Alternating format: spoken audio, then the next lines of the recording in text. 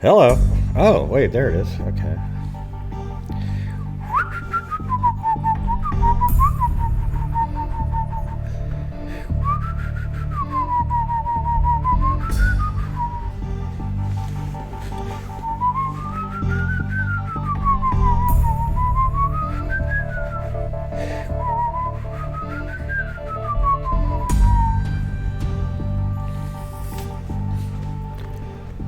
Hello! Is everybody here for part 2 of the live call-in show where people call in with true crime experiences?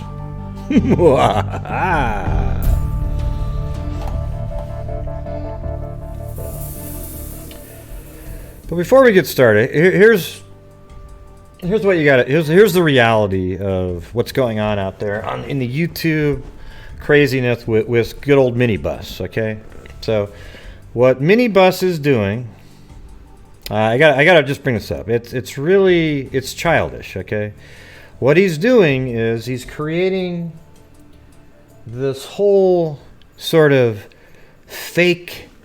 Ooh, wow, it's good versus evil. He's the one like putting out scripture and crap at the end of his shows. And he's pointing at all of us, the other people that aren't on his, believe in what he's doing.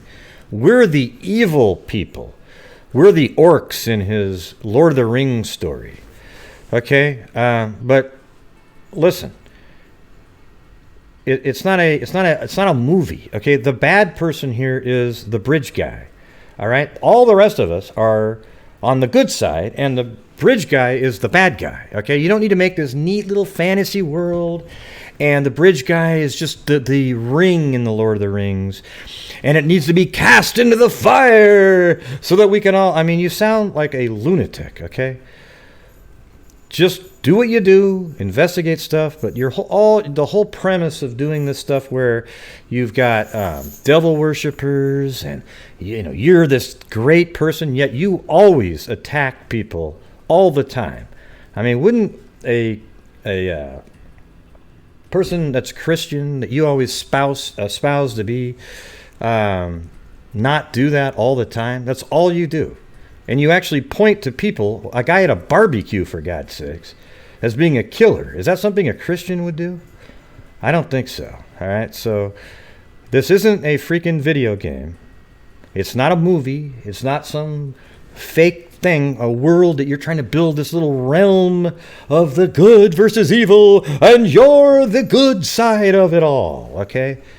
It's an embarrassment what you're doing. Just get back to doing your stuff when you're looking at the video at the pork plant, that kind of stuff.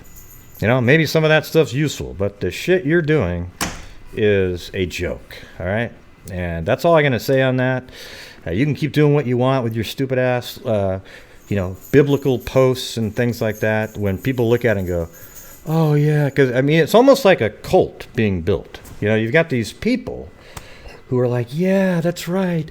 But you've missed the mark here, because you're actually painting other YouTubers and other people that also want to get the truth known in the case as the evil people, and you're the good people. What's the bridge guy then? Okay, so you forgot about that person. Yeah, the bridge guy, but your whole theme is to espouse how religious you are and how unreligious the rest of us are, and how you're better than us and we're all shitty and you should be the one that's going to find the killer, how you would say it like that. Okay? It's I'm just saying I'm really sick of it, really. It's unbelievable. I mean, he basically terrorizes people all the time. Puts posts up there with innuendos and stuff. I mean, to be honest with you, I had to get the police over and fill out a full report with screenshots of all the stuff that he put up on there. And I don't really give a crap because he was referring to me in these posts. So the thing is he, that's out there. It's all documented. Okay. So what he just needs to do is quit doing that to people. All right? If somebody disagrees with you and thinks showing a van under the bridge is stupid and I want to say it, I get to say it. because I'm critiquing your theory and what you're putting out. Okay? I'm not critiquing anything else. That's what I'm critiquing. I think that when people do stuff like that, it's for sensationalism and to get views. So I will comment on that too, because I think it's ludicrous. All right. Hey, look, the lines are open, so you guys can call in and tell your true crime stories. All right. And when that'll be, we don't know. But since you knew I was coming back on, some of you had to have been prepared to do it, right? Yeah.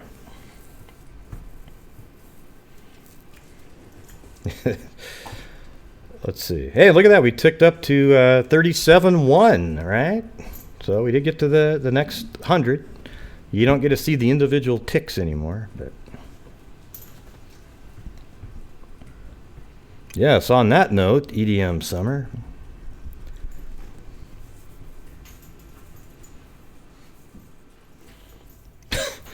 I should make like a spoof video on it. This whole fantasy crap where you have, shots of him and shots of the rest of us, and it's just this grandiose, play like, Peter Orse, O Fortuna, and it's just, and his darkness comes in, and then all of a sudden you forget about, oh wow, the bridge guy. All right, here we go. 801, you're on the air. Hi, Grace. Hello. 801, you're on. Wait, you gotta turn off the audio. Everybody, when you call in, turn off the audio. Just listen to it on the phone. Yeah, sorry about that. That's all right. Can you hear me? Yep, I can hear you. So I hope you heard my name clearly. I'm Gwendolyn. I'm the one that sometimes participates in the chat. Okay. I do have sort of a story for you. I was 20 years old at the time, so it's been a long time. But I used to live in a town called Centralia, Illinois, which has an Amtrak station. And the Amtrak station is, honestly, there's nobody there. It's just an unmanned station. Has been for years. Well, I used to go. Wait, where is that again? Back and forth. Where is that again? I'm going to go to Centralia, Illinois. You want me to spell that for you? No, I think I got it. Yeah, it's really tiny. Okay. I lived there for a long time, but I haven't been in that state for like 13 years. But I remember it very well, this story. And there's an Amtrak station there? I see it. That's correct. Yep. It's just kind of a little square building. I was in college. Kind of a small square building. Pretty much. Yeah, I see it. Yeah. You've got it. Yeah, it was built like, I think about 20 years ago. So. All right. So now we got it. Let's go on to the story now. We got it all. We're all set up now. But let me get to the screen because now I'm still looking at myself. So let me get to the. Okay. There you go. So go ahead now. Tell the story. Okay. So I graduated from a community college in Centralia. And then I went on to go to a school about an hour away, 2 hours away by train. And I don't have a car. So large majority of my life, I haven't had a car. But for a college student, very, very common, right? Mm-hmm. I also went out of state quite a bit because I had a long-distance relationship at the time. For the purposes of this story, that train that I got off of that day was from Chicago after, visiting with my boyfriend in California for like a week, okay? It was about 4 a.m. Not the best time of day, I understand, but they only had like 2 trains that day, and that was the only one that worked. And this is a 4-hour trip from Chicago to Centralia. This is really the only direct way I can get home. If you don't have a car in that area, you're screwed. So just kind of letting you know exactly the situation. So I got off that train around 4:30 in the morning, something like that. And my great-grandmother, who was alive at the time, actually lived maybe a 10-minute walk away. Okay? Maybe. Very, very. What street was that? That place. What street was that? I actually still have the address. Oh, what's that? She hasn't been alive for a very long time. It's 312 West 2nd Street. So it's a duplex. Like I said, the addresses I'm giving, none of my family live there. I don't have any association, so I'm just trying to keep it, obviously not like with a bunch of information that can identify me, but I don't live there. Nobody lives there, so that I know. Yeah. But you can see it's a very short walk. Very short. So Anyway, I had a little rolling backpack. I didn't have one of those big ones. I crossed the tracks because it's a lot quicker to cross the tracks. You got to be careful, of course. And then I'm walking along. Well, the most direct route after you get off of the train and go across the train tracks would be, I believe, 2nd Street itself, actually. Mm-hmm. And basically, there's a field. So you go across the train. To the right. You went across the there's that other street, West Broadway, that you could go down, but you actually go straight across the railroad tracks right on the West 2nd, and then you're right, it goes straight down. So right when you cross the railroad tracks, there's what were you going to say? Field on the right. So if you look at the way it looks now, there's like another house next to that duplex. That wasn't there at the time. So it was an open field, and then across the street. There is another house that's been there for years. You're talking about your grandmother's house? What house are you talking about? She lived in. Yeah. So she lived in the 312 address that I gave you. Yeah. That is a duplex. Both my grandmother and my great aunt lived there. Both of them. They lived in both units. Okay. I see. And the house next door to it, in the same little block there. That house was built after they left. Had been built maybe in the last 10 years. I see. Pretty new. So this one. And anyway. Just I think it's, let's see, get the direction. So just east of their house, there's this house just to the right of it, right? Yeah, the one that you're looking. Yeah, that little block right there that you have. That's my actual grandmother's house, grandmother's duplex. But this one wasn't the new here. One. Yeah, okay. This one wasn't. That was not here. It was an open field at the time because this was 2005.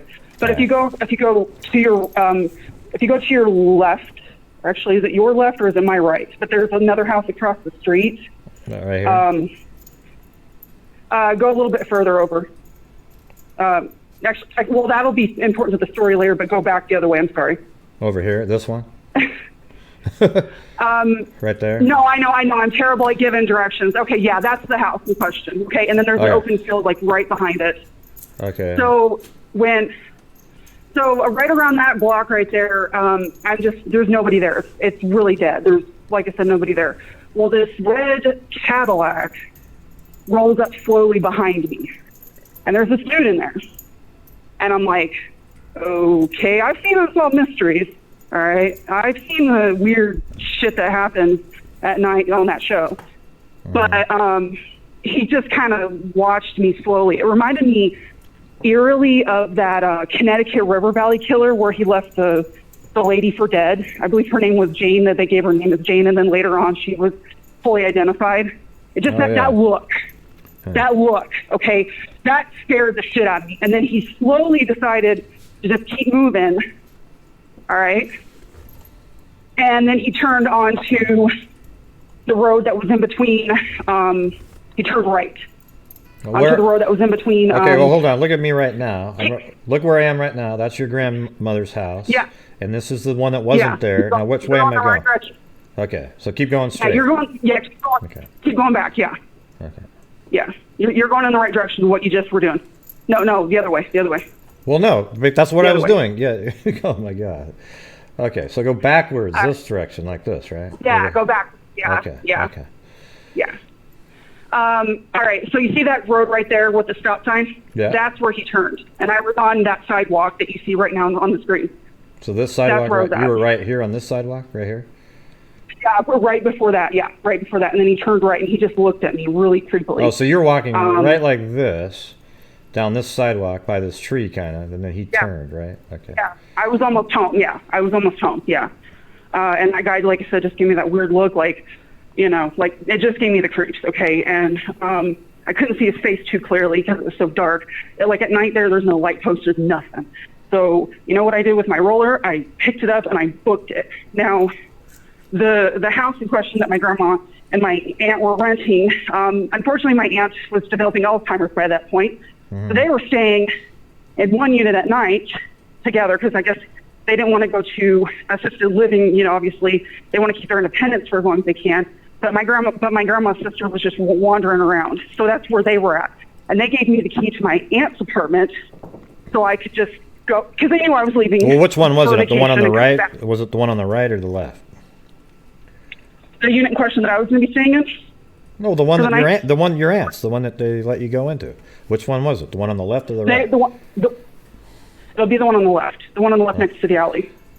Right. Okay. On my left. Yeah, right there. Okay. Because I'm facing the street. Does that make sense? Because it's right next to the alley. Yeah, all you had to do is say which. There. Yeah, all you had to do is say which one, the left or right, because I can see it on the screen. It's right there. Okay, so that was the one on the left that you were going to stay in, and your aunt and your grandmother, right, were both in the right one, the one on the right. Yeah, they were in the yeah, because it was going to be really late when I got in, so they weren't going to obviously have me bother them. And like I said, because of the situation they wanted to stay together, and I didn't want my aunt to be at risk of running around because I wasn't there to stay with her. I usually did on the weekends, so that's why I went back and forth so much. Anyway, I got into that apartment really quickly, and then I didn't have any lights on. I don't think he saw me. I didn't see him linger. He just kind of coasted by. Mm-hmm. And then within 5 minutes maybe, I saw that same dude rolling down the alley. Okay? This alley right here. Looking. Huh. The alley, yeah, right next to that. Yeah, I saw him through the kitchen window because there was a kitchen on the side facing the alley. Okay. And I was like, oh shit. And the guy he actually made a couple rounds for probably about 10 minutes. And I'm so glad that I got into that apartment and that he didn't see me because I think something could have happened. I'm kind of following the theme, I guess, Kit Kat and, Shazzy D, all them, kind of, what I mean? I know that sounds like it's the same thing, but to be honest with you, I'm on foot and I had nobody with me and it was late at night. And he was probably wondering where you went. He was doing laps because he was trying to find you. And then he was like, oh, wow, you're lucky probably. And I'm very lucky because, to be quite honest with you, I'm not a small lady. I'm 5'7", and I was pretty thin at that time and athletic, but I still wouldn't have been any match for this guy because he clearly was a bigger looking guy. I could tell that about him. But that just scared the shit out of me. And thankfully, I never saw that guy again, but I'll be honest with you, I had to leave it was Saturday when I got there, Saturday morning, and I had to leave Sunday night to go back to Carbondale, and that really bothered me. I had another grandmother who was meeting me at the train station every week. Well, I had her come pick me up from then on out, so that she could stay. Because if you stay out at that station waiting for the train, there's nobody there sometimes. Because usually people don't take that train unless they have no other choice. It's just a bump in the road. And actually, on a related note, there was a woman that, 5 years later, who supposedly was dropped off at that same station. She disappeared. I wasn't living there by that point. That really messed with me. That's a real... wow. I don't think it's been solved. Yeah, it's a very unknown case, I think, outside of Illinois. And it's not, super known in Illinois, but because she was, the wife of a prominent lawyer, I believe, up there. You should send me that. So see if you can find something like that and send it over. Let's see if we can look into it. It's pretty weird. Oh, yeah. I'm just saying within a couple of years that happened, and I can certainly send you something. But that was, I don't know. I thought you'd like this story just because of the fact that you go into depth with what happened, where the facts are coming in, and I thought this would be a really good one, maybe just to kind of see what was going on. I know it's not the most scintillating story, but it's still, I could have been a statistic very easily in that story. No, I mean, obviously, obviously he was it seemed like he was looking for you. He was going around in circles. I mean, what else would he be doing? You were the only one out there, right, walking around? Yeah. So, yeah. And I think he, I don't know if he was I don't think he was looking for anybody specifically, but he could have been just looking to assault somebody. But who knows? He could have been doing something else too. Well, I don't think he was looking for you specifically, but he saw you, and then he started trying to track you. But so at that point, it's like the Abby and Libby thing. There became a point where they were the targets after you bit whatever he was looking for, right? I mean, yeah. Yeah, right. and that's what I'm saying is and I'll be honest with you, I followed the Delphi case. I'm not looking to talk about that tonight, but I wanted to call in and kind of introduce myself because I had never done a live call-in to any YouTube channel. I'm not really somebody that actively participates, so other than maybe occasionally on a comment, but not actually calling in. So I was a little nervous. Well, you did But, good. You did good. What you should do is send me see if you can find anything on that other story. It'd be interesting to just see anything about it at all, But yeah, they've been trying to locate her body. That's the big thing. So I'll definitely send it to you. My mom was the one that told me about that story, actually. She was like, thank God you're not waiting at that station anymore, so at the time. Yeah. All right, well, I'm certainly happy to do that for you. Well, cool. I'm glad you made it. Let you know that oh, go ahead. So I'm sure you have other people waiting for you. So. No, what were you going to say? You wanted to? Did you have something else you were going to say about a case or? I think at this point, I appreciate the fact that you do put in all this effort to come on and, talk about cases. Specifically, I got into it because of Mackenzie Lewis, because I live literally 2 miles from that place that they found her, and found that asshole. Yeah. I live because if you were to, I'm literally as a flight crew just 2 miles south of it. So and actually one of my coworkers was acquainted with the guy because I work for an office near downtown. So we all kind of live in the same area. It's not a bad area. This guy was just a freak. And well, the bad kind of freak, because we're freaks too. All right. Yeah, we've gone over that. I know all about that guy. We've covered him a bunch. So yeah, I'm not looking to bring that up, but that's kind of why I got into this channel. Just kind of like to see the ever-changing live active thing. I think many now. I really don't. So I actually do have a question for you then. My question to you is, I haven't really watched a whole lot of your early stuff. Like I said, mostly it's been the live stream. But how do you like the transition from what you originally were doing, the prepare? I don't know if that's the right word for it, but like videos versus the live. I like doing the lives more. Like better. Because it's like you can interact more frequently and longer and go over stuff. The videos, you kind of have to do it, the whole thing, and spend all the time, you edit it, put it all together, then you put it out there, then you got to wait another 4 or 5 days before another one. It just doesn't seem like it's quick enough or something. I don't know. I like it way more, and I like being able to communicate with everybody. So I know a lot of people like to watch the 8 or 11-minute videos, but I don't care. If you don't like the 2 or 3 hour shows, then don't watch it. Go do something else. But I'm going to do it the way I'm going to do it. I'm allowed to listen to stuff at work, so I don't mind it. But I just wanted to thank you for taking my call and keep doing what you're doing. And like I said, appreciate you having patience with me. So I hope you have a good night. All right, thanks a lot. Good story. All right, thanks. Bye-bye. Bye. All right, 862, you're on the air. Hi, my name's Alex. I'm going to keep this very brief just because I don't really want to get into much detail. But I'm 17, I'm from Hartford, and it's really not in a real life crime kind of situation. It's more online. I can barely hear you though. You're kind of take it off a speaker. Well, take it off a speakerphone and then talk like. I'm actually calling my computer because, like I said, I want to keep this very private. But does this sound okay? Yeah, it's a little bit better, a little closer, yeah. Okay. Well, like I was saying, this has to do with online crime. I'm 17 at the time. I'm 17 right now. At the time, I was only 13. I'm very online security, online privacy. And when I was very young, from a young age, I've known a lot about computers, just being interested in it. And I'm not sure if you've ever heard of this. It's called swatting. But when I was very, very, very young, I was swatted. I was only 13. I was playing a online game called CSGO. And somebody had said to me, hey, I have your address. If you don't send me $500 on PayPal, you're about to get shot in the back of the head from a SWAT team member. At the time, I had no idea what he was talking about. So I just laughed at him. And about 20 minutes later, Hartford PD came in with a K9 unit, and AR-15s were pointed at me. They called and said that I had some sort of pipe bomb that was made of stump remover. Wow. The person ended up being arrested. But I still talk to this person to this day because he got off with a warning. He's a minor too, but we didn't press charges.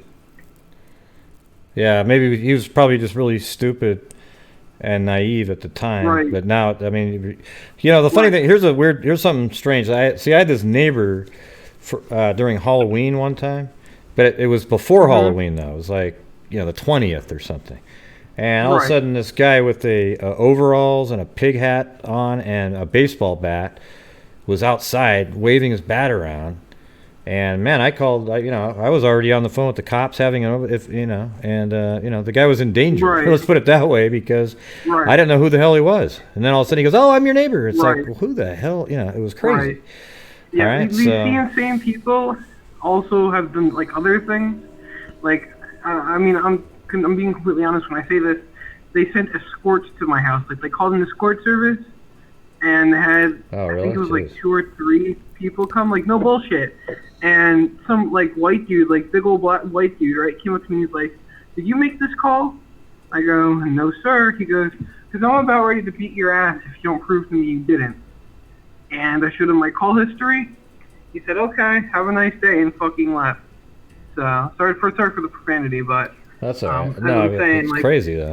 People online are just like crazy. It's overall just a scary ass world. And now I try to help people with privacy. Like, I literally have a lawyer that paid me over $200 to protect his online privacy. So I'm not going to say names, as I said, but I'm very big into it. So well, awesome. Always keep yourself safe out there, man. There's a lot of really dumb people out in the world. That's the truth. So they do these things where they think it's really funny, and it's not funny at all. Right. Well, I'm glad I'm being honest, like, I know all the tools that used to be untraceable. I know how they work, how they got my info, especially because we use an internet provider called Comcast Cable. They simply just called up, said they were an employee, gave an employee ID that they got off another employee, and asked them to look it up in their lookup tools, and they knew the names of their lookup tools. I think it was like Einstein 360 or some shit like that. Yeah, well, it's really easy to find people now, though. I mean, you can find where people live easily online. I mean, it's just... Right, but they not only did they give out our address, they gave out our social security number. Yeah. So that was a whole big mess. Wow. Jeez. Yeah. Well, are you doing something where, I mean, like, do you have a service or something? No, I just play a lot of CSGO, and after all this shit happened, I was like, I want to better my community, and I do a lot of, I offer services on Instagram. I'm not going to shout anything out unless I'm allowed. But, well, go ahead if you want to. I mean, if people want to go check it out. Yeah, no, you can add me on Instagram. My ad is EXS_ender_real. I run a group called EXS for Online Privacy and Security. So except they should be. The thing is, they should be leery of you too, right? If you're being honest, because how do they know who you are, right? Like, that's the thing. Well, no, of course. Like I said, like, I literally have clients, customer reviews. I can give it all to you in DMs, and you don't even have to give me your info. That's the thing. Like, I won't ask you ever for your address, your email, anything. I'll just be like, "Yo, this is what I have on you. If you want me to secure, mind you, before I even tell them, I'm like, are you okay with me doing this?" They go, "Yes." I go, "Okay." And I tell them, "Hey, this is what I have on you. I can get removed for a certain amount of money."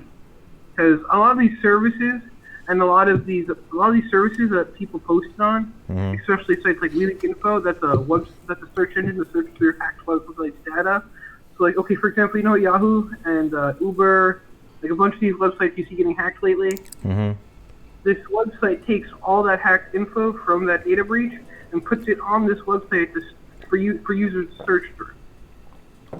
Yeah. And it costs $20 to get it off, as well as just calling up their internet provider and saying, like, "Hey, make a note and set tool to not give out users' info." Because it's just a lot of calls to make, a lot of things to report. I only charge like $20 a piece.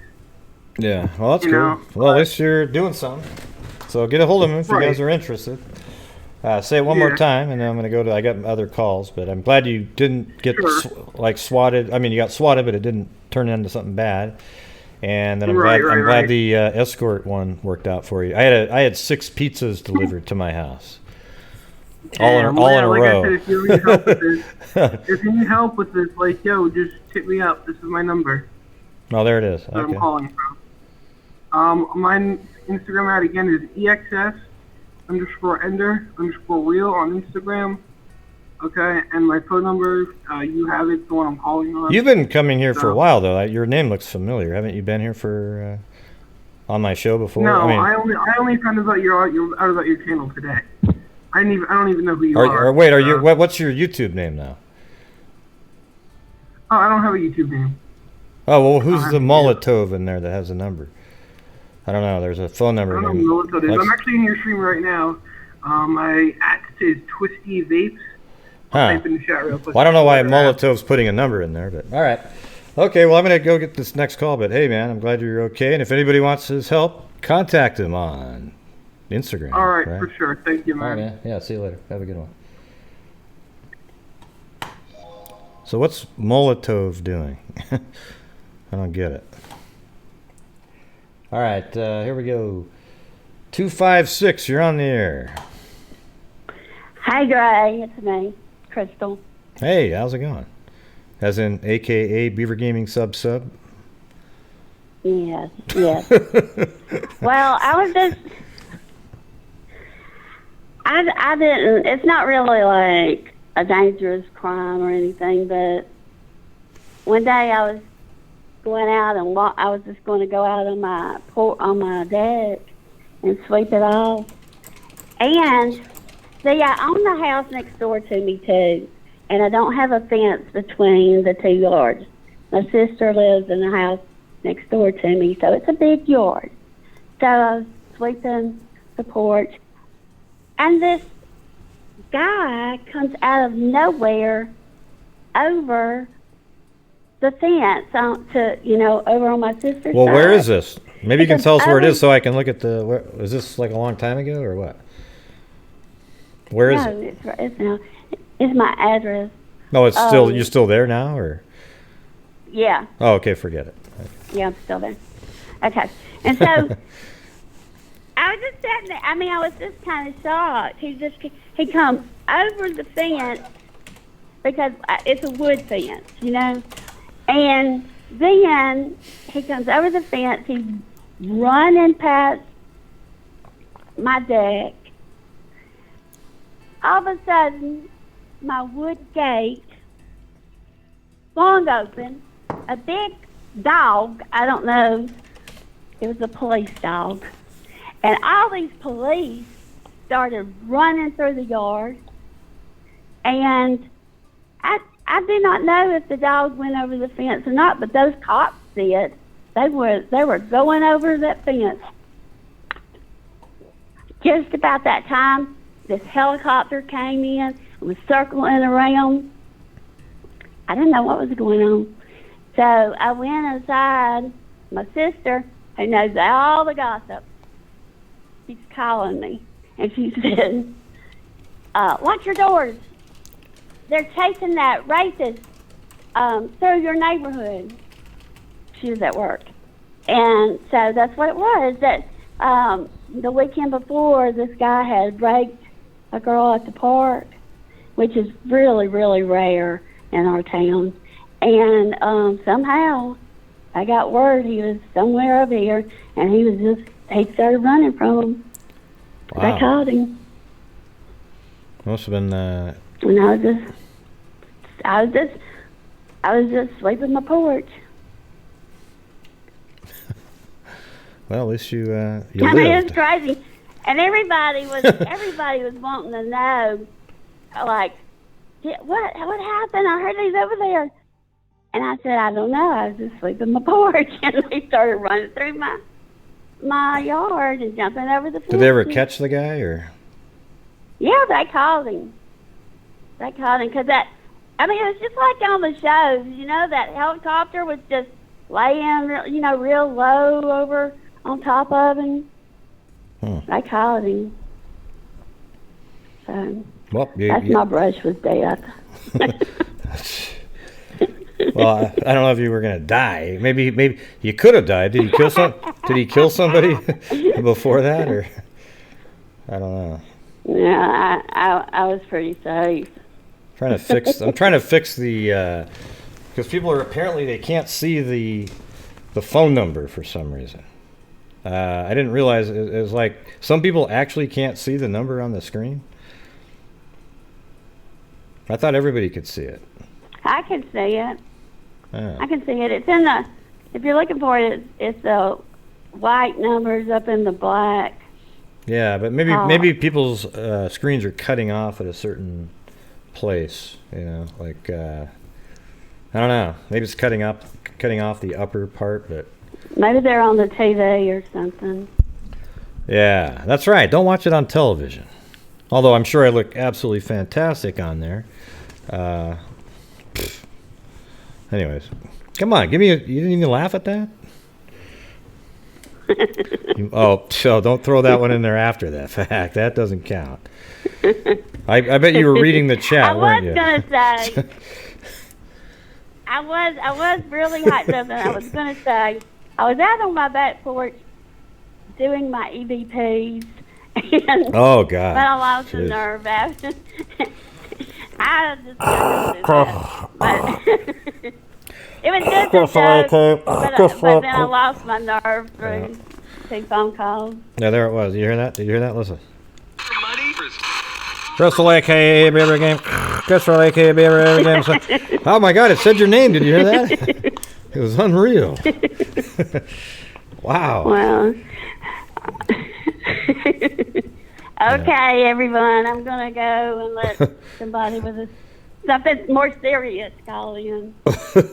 Well, thank you for calling in. It's always good to hear from you. Okay. All right. Okay. Bye-bye. Crystal, a.k.a. Beaver Gaming sub Crystal. Thank you. All right. And 203, you're on the air. Hello, 203. Hi, Gray. It's Claudia. Claudia Neubauer. How's it going? Good. I think I already have told this story of my true crime thing, but maybe some haven't heard it. I was involved when I lived above the animal hospital at my cousin's in Bridgeport, Connecticut. There's a big shopping center right across the street called Brookside Shopping Center. They were looking for some guy that went missing, apparently related to drugs and stuff like that. And I would look out at the parking lot across the street constantly, living up there. And I would see a vehicle that it looked like somebody was ready to steal it and kept walking around a certain car in the parking lot. And then come to find out, they asked me about it, the Bridgeport police. So they had me, at that time, back in the early 80s, they used to have still the fire boxes on the telephone poles that you would call in for a fire. They brought the individual that they thought it was by the telephone pole, and they wanted me to identify him. So I said it looked like the same guy, and come to find out, the guy in the car that went missing was in the trunk, and he was dead because of a drug-related thing. So then I had to go down to the police station and confirm that kind of stuff, and I guess he got charged with the murder of that guy. Then I have another story that, I don't know, I don't want to put too much info out, but I was assaulted by a shoe man down the street from where I lived. And I freaked out. I didn't know what to do. I was afraid to tell my husband. And he locked me in the shoe place and orally sexually assaulted me when I've also had some cancer issues. And then the detectives came to my house with all these different mug shots to identify him. But at that time, he had longer hair, but in the mug shots that they showed, I mean, it was just multiple men in pictures. And I could tell his beady eyes. And so then at one point, too, when I called down to the police department, a female sergeant said to me that I should go around to all the businesses around there and see if they have video. And I was like, well, shouldn't you be doing that? Yeah, that's stupid. But anyway, I didn't want to tell my husband, and I had some other errands to do, and I was just so afraid to tell him. So anyway, they encouraged me to go to the police department down in Bridgeport, which I did. And my husband, I told my husband that I was going to the police station. I told him, please do not go to that business. Well, he did, and there was a little TV on the counter, and my husband threw it at him and broke it. And I was freaked out that he was going to get arrested and in trouble. But when they came to the house with those mugshots, I was able to identify him. He did get arrested. He did go to jail for a while, but then he was trying to get off of probation.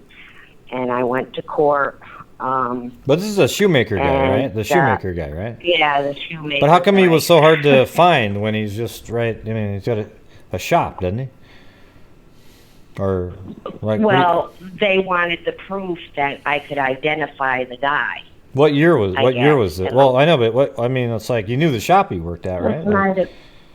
Yeah, it was about 10 years ago, I think now.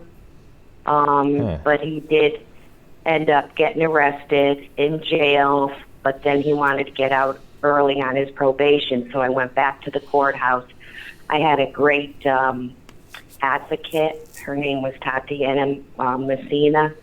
She was very helpful to me, and I went in front of the judge and the court, and I told him, no, I don't want him out on the probation. He needs to, and he's still there, and it's like 4 minutes from my house, and I drive by that place all the time, and it just makes me sick. And one time I was driving up on Main Street, and he was right next to me in his vehicle, and it just freaked me out.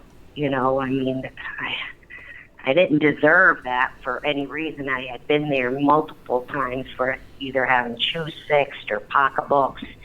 And all of a sudden, he just locked me in there. Luckily, he didn't do anything worse than what he did.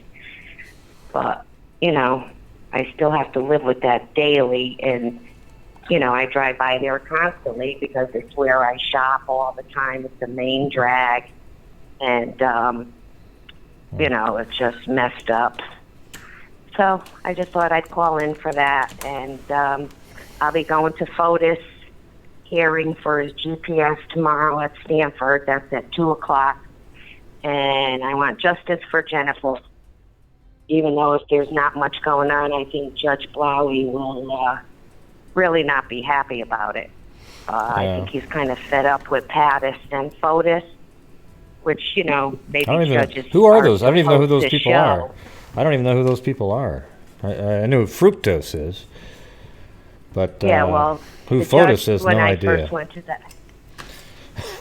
I'm just goofing around. No, I only know him by fructose.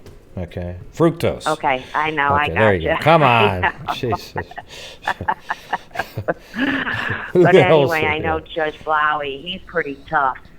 And when Michelle and FOTUS had to go to Norwalk, that judge was okay, curt and stuff, but he doesn't want anything to deal with it because that Norwalk courthouse, they really don't do, even though they aren't charged with murder yet. I'm sure they definitely will at some point coming soon. That judge in the Norwalk, they don't do like murder, and even though they're not charged with murder, he just kind of is real quick where they're there for a minute or 2 minutes and they're out of there. And then everything gets transferred to Stanford because Stanford they do cover, murder and... Why even have this hearing, though? I get really frustrated. It's like, let's have a hearing so we can all hear FOTUS, I'll call him what you want to call him. Like, why he wants to, No, but, like, why even have a hearing? Because he's just going to say, yeah, blah, blah, blah. And the judge is going to just say, okay, well, don't do it again. And then he's going to go home. I guarantee, This guy should be in jail I'm not right so now. Sure, Do you think he's going to be put in jail? because when I hope so. I hope so, but it just feels like it. I do too. Because right now he shouldn't be walking Supposedly around. the end of October. He should not be walking Oh, I around agree. right now. So the thing is and what's crazy is I heard this news, I think it was Fox News today was talking about it, and they sounded like they were watching this show because they said exactly the same stuff. They go, the only question we have is why is he still walking around? Like, why isn't he in jail and arrested for murder? And they said, well, they're just trying to still put the pieces together and like. Thank you, YDBR40. So there's music being played now.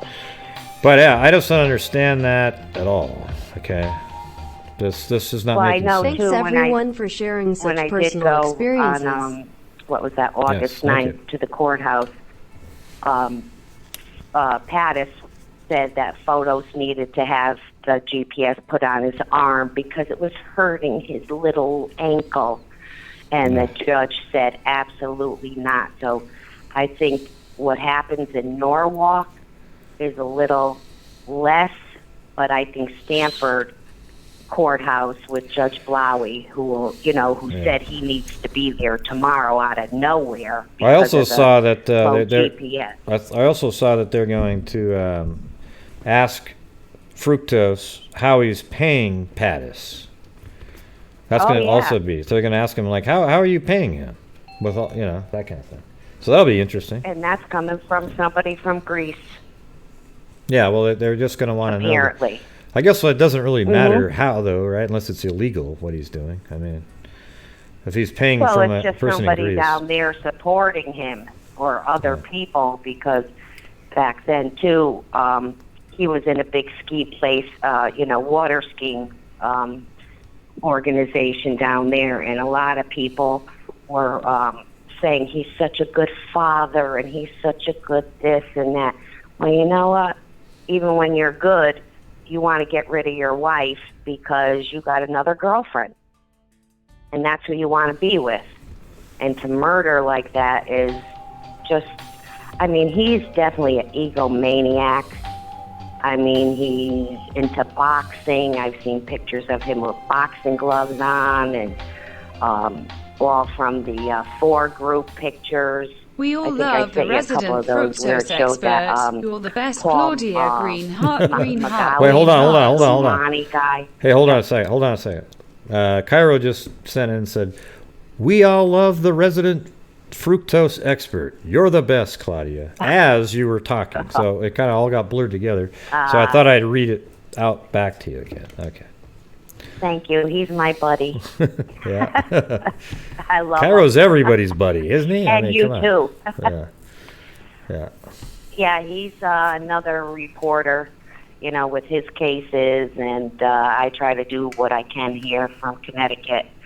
I love every case you follow, since I found you. And in the beginning, too, I started with attention to SWAT, but I was kind of going with Scott Reich and I don't know, some other people, and I was like, what the heck are these people saying? And then you got recommended to me via YouTube, and since then I'm addicted, and I'm faithful and grateful for you. I must say that. Well, thank you. And I'll never leave you unless you get rid of me. Well, I would never do that. Which I hope you wouldn't. I don't even know what I don't get rid. There's the thing is if you came in and go great, and I don't know. I mean, it'd be really tough. I mean, the only people that get blocked are they say they're like psychos. They come in and they start saying really crappy shit, and it's like, really? I mean, it's my channel, and now I'm just going to remove you. I don't need to waste time with that. It's like a complete waste of time. I so agree with that. Yeah. So I have tons of people blocked. I mean, it's amazing. I mean, I have tons and tons of people blocked because I block a lot of people too that I see on certain things. You know what I mean? Basically, the way you run YouTube is on YouTube. If you have basically a true crime channel, I think if you're doing a makeup channel, there's not a lot of stuff going on. But what you do is you just block and move, block and move. You just keep blocking, move on, block and move on, block and move on. Yep. There's always somebody that you have to block every single day. just kind of the way it is. Even too, I told you, a while back, and it'll be coming up soon. I'm a moderator on some owl sites, and I keep mentioning to you, I'd like to be friends with that owl guy. And owl season is coming up, especially the great horned owl. Oh yeah, my buddy. He's good at that. The photos. Yeah, but Woods girl right there. She's really good with owls too. She studied owls. Yeah, she actually studied owls. All in my house. Yeah, but what I'm saying here, listen for a second. Listen for a second. See, Woods girl's right there. She studied owls, like literally tracked them down, banded them, that kind of thing. So she's like an owl. She's like an owl expert. Veterinarian. Yeah. Well, I bet that person wasn't out in the middle of the woods climbing up trees. I could turn her on to a couple of YouTube channels for owls. She's seen it all, man. A moderator on there. She's seen it all. She won't need to see any of that stuff, really. I love it. I'm in love with them. I have so much owl stuff. My husband just bought me a couple of little owls out of nowhere, just as like a quick gift without even telling me, from Google and, from Amazon and different things. I have big statues of owls. I've always been an owl lover since I was a kid because I was raised at my cousin's animal hospital. Yeah. And we released a saw-whet, which is one of the tiniest owls. Yeah, hold on a second. I know. Say what your favorite is, but I actually have somebody on hold probably going to tell a crime story. We're going off on say what was your favorite one? Tell me what the favorite owl is. What's the favorite owl? Come on, what is it? Great horned, then barred, then saw-whet. Okay, there you go. You got it in there. Hey, all right. Woods girl, we got to be friends. All right. Have a good one. Look me up on Facebook. Okay. All right, thanks, Ray. All right. Bye. All right, here we go. 6:04, you're on the air. And that was Claudia Neubauer on the last one. Hey, Ray, how's it going? Not too bad. Who's this? Abby. Abby in Vancouver. Oh, really? Okay. Like Vancouver, Canada? BC, Canada, yeah. Yeah, there's a Vancouver right across the river. Yeah, I got a true crime for you if you want to help solve it. Sure. Well, I don't know if I can help solve it, but I'll hear it. Let's hear what it is. Whoa. Whatever, you'll hear it. Okay, this is from the paper. It's Abbotsford, Sumas, and Matchqueen News. So it's from Wednesday, August 12th, 1981. Mm-hmm. And it says, police hunt child raper. And at the time, like, Clifford Olson was in Abbotsford. I think so. Where is this? Caught. Where are you talking about? Where is this? Like what city? Abbotsford, British Columbia. I can't. Abbotsford, British How do you spell Columbia. it? That's you're saying it. Yeah, spell it for me. ABB. ABBOTSFORD. God, I'm glad I asked, man, because I didn't hear that at all coming out of your mouth. Now I'm good. Abbotsford. Okay, Abbotsford. Okay, good. I had no idea. All right, so there you go. Yeah. I'm in Abbotsford. All right. Abbotsford, go to Mackenzie Road. Okay. Like MC. MCKENZIE Road. Oh, okay. Yep, right there. Yep. Okay. Okay, so this is from, it says in the paper here, 5-year-old Abbotsford girl was raped last week as she slept in a tent in the backyard of her home in the Mackenzie Road area, RCMP said Tuesday, which would have been August 11th, 1981. The incident happened just weeks after 3 young Matchqueen girls, which is still Abbotsford, were taken into the bush and forced to perform indecent acts with a man in his mid-20s. At the same time, the news has learned a major investigation is being conducted by the Serious Crime Unit of Vancouver RCMP. Wait a minute, are you going to read an entire newspaper article? No, I can summarize it. Okay. Okay, so basically, a kid was raped in Abbotsford on Mackenzie Road, and then at the same time there was a serial killer rapist named Clifford Olson, who was caught in Abbotsford like 2 days later. Well, maybe it's already solved then. But no arrests have been made, and they didn't have a suspect, and they don't think it was him. They think it's another guy. Interesting. So what year was that? What, like the date? Give me the date of that again. The day was August 5th, 1981, and the article's from August 12th, 1982. Or 81, sorry. Okay, so around that time. In Abbotsford, Canada. Okay. Abbotsford, BC. Yeah. BC. Yeah. All right. Well, maybe I'll take a look at that. It's pretty interesting. You know, okay, and you might want to. Anything else in that town too, or? Yeah, there was a couple rapes going on in the Lower Mainland, and sex attacks against children. Some girls in Abbotsford were dragged into bush area and forced to perform indecent acts. 3 young girls in July 20th were playing near McCallum and Bevan Avenue when one approached the man for a dime. The man offered to give them $1 if they would accompany him in the bush. Wait, where are you reading? What are you reading this from? The same article? Same article, yeah. Okay. So like the month before, some girls were lured into the woods, and then the girls aged 5, 6, and 7 were asked to tickle the man after he removed his clothing. Sounds like a pedophile. Then police said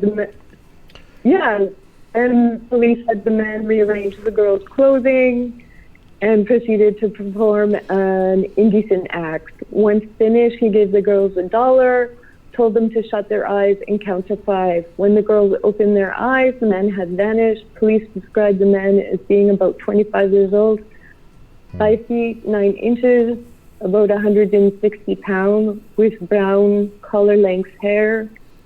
He was wearing blue jeans and round shoes. Yeah. No arrests have been made in the cases, and RCMP are not saying if they have any suspects in mind at the time regarding all the crimes. Yeah. Huh. Crazy. All right. Well, send me maybe. But how about just send me an email? It's in the description. I got another call coming in, but send me an email that in the description. There's like grayhughes2@gmail.com and the same article. And then maybe I can see if it's something that has enough info to do a show on or something. Right. Okay. Cool. All right. Thanks, Gray. Take it easy. Yeah. Thanks for calling in. Appreciate it. Bye. All right. That was interesting. Out of. Hey, I don't mind cold cases that are old like that. You know? I've covered ones way prior to that. My favorite is Walter R. Hibbard from 1939. Okay? There ain't no yawning in that story if you followed along on that one. All right, 636, you're on the air. I'm unmuted. Well, yeah. Well, of course, because you're muted before. It just said that. It's like, you are unmuted. Thank God I unmuted. How are you tonight? Thank God I was muted, or you just would have been talking away already. I could just tell. Actually, I was responding and like kind of talking to the phone as she was reading the news article, and I was like, I really hope they can't hear me. I hope I am on mute because I was getting a little rowdy with it. I've had a drink or two, so. God, I bet. Okay, what's up? You got a story? Okay, well, I actually have two. I've got two pretty good true crime stories. I don't know if you want both of them or if you just want pick the best one and then save the other one for another one. Pick the best one, save the other one for another. I can't choose the best one. I can tell you one of them is from the early 2000s, and one of them is from last year. I could give you the oldest one. Let's see. Well, just do whatever. Just tell me. Just start going, and we'll see if we want to do the other one. I'll go ahead and go with Amanda Jones because there's more of a personal connection there. So, and see, I was trying to pull this stuff up on the internet, so I made sure I had the dates right. But hey, can you hold on 1 second? Hold on 1 second, because somebody just donated, and it'll make a lot of noise. And it's going to be the cat eye. So Karen K. Oh, look at that, the buzz-eyed cat. Oh.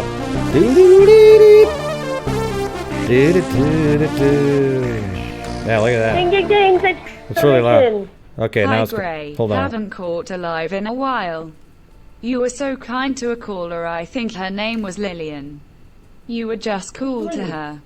Now back to you, Jim. Grinning face, beaming face with smiling eyes. Well, thanks, Karen. I'm not mean. I mean, unless I can, But thank you. Yes. Back to you, Jim. All right. Okay, go ahead. Me? Yeah, you're on. And we're back. Okay.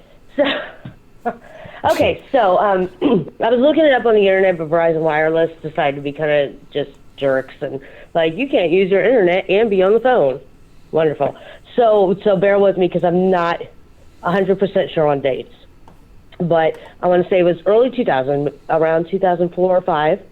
Amanda Jones from Festus, Missouri. This is about 30 minutes south of St. Louis. Kind of small town, kind of big town, but kind of small town. She is between 8 and 9 months pregnant, and after church, she went to church with her daughter, her 3-year-old daughter, and her parents. After that, she's headed into Hillsboro, which is just a few minutes away, to go have lunch with her baby daddy, who, out of the blue, they started talking again. Some people say she contacted him, others say that he contacted her, but either way, when she told him she was pregnant, he said, "It's not mine, but I'll pay for you to get an abortion." Who says that? Anyway, so out of nowhere, he wants to talk. What I personally believe is that, she probably did contact him to say, because she was, from what I hear from her close family and friends, she was concerned about putting his last name on the birth certificate. So she probably did, hey, do you want to talk this over, or are you still going to, deny it, because I'll get a paternity test. Maybe that's how that went. Anyway, she goes to a Walgreens, gets some hairspray, and I think a soda, heads up to the Hillsboro Civic Center, where we have our county fair and horse shows are real big there. Goes to meet Brian Westfall, the baby's daddy, which there's no reason to think it would have been anyone else. I mean, everyone around here knows it's him. Now, Brian's a Class A piece of work. Brian has a longtime girlfriend, Stephanie. Brian's also a mommy and daddy's boy, kind of never moved off the farm. And unfortunately, they have some money and some connections. Brian uses this to his advantage. But anyway, from what we understand, a baby out of wedlock like this and not with his girlfriend would have been an embarrassment to him. He didn't want to get stuck with child support, didn't want to shame his family. So he's meeting up with pregnant Amanda. Amanda's car, purse, keys, all that's found abandoned. Nobody has seen or heard from Amanda since. No infants have shown up that, oh my God, here's a baby, where's its mom?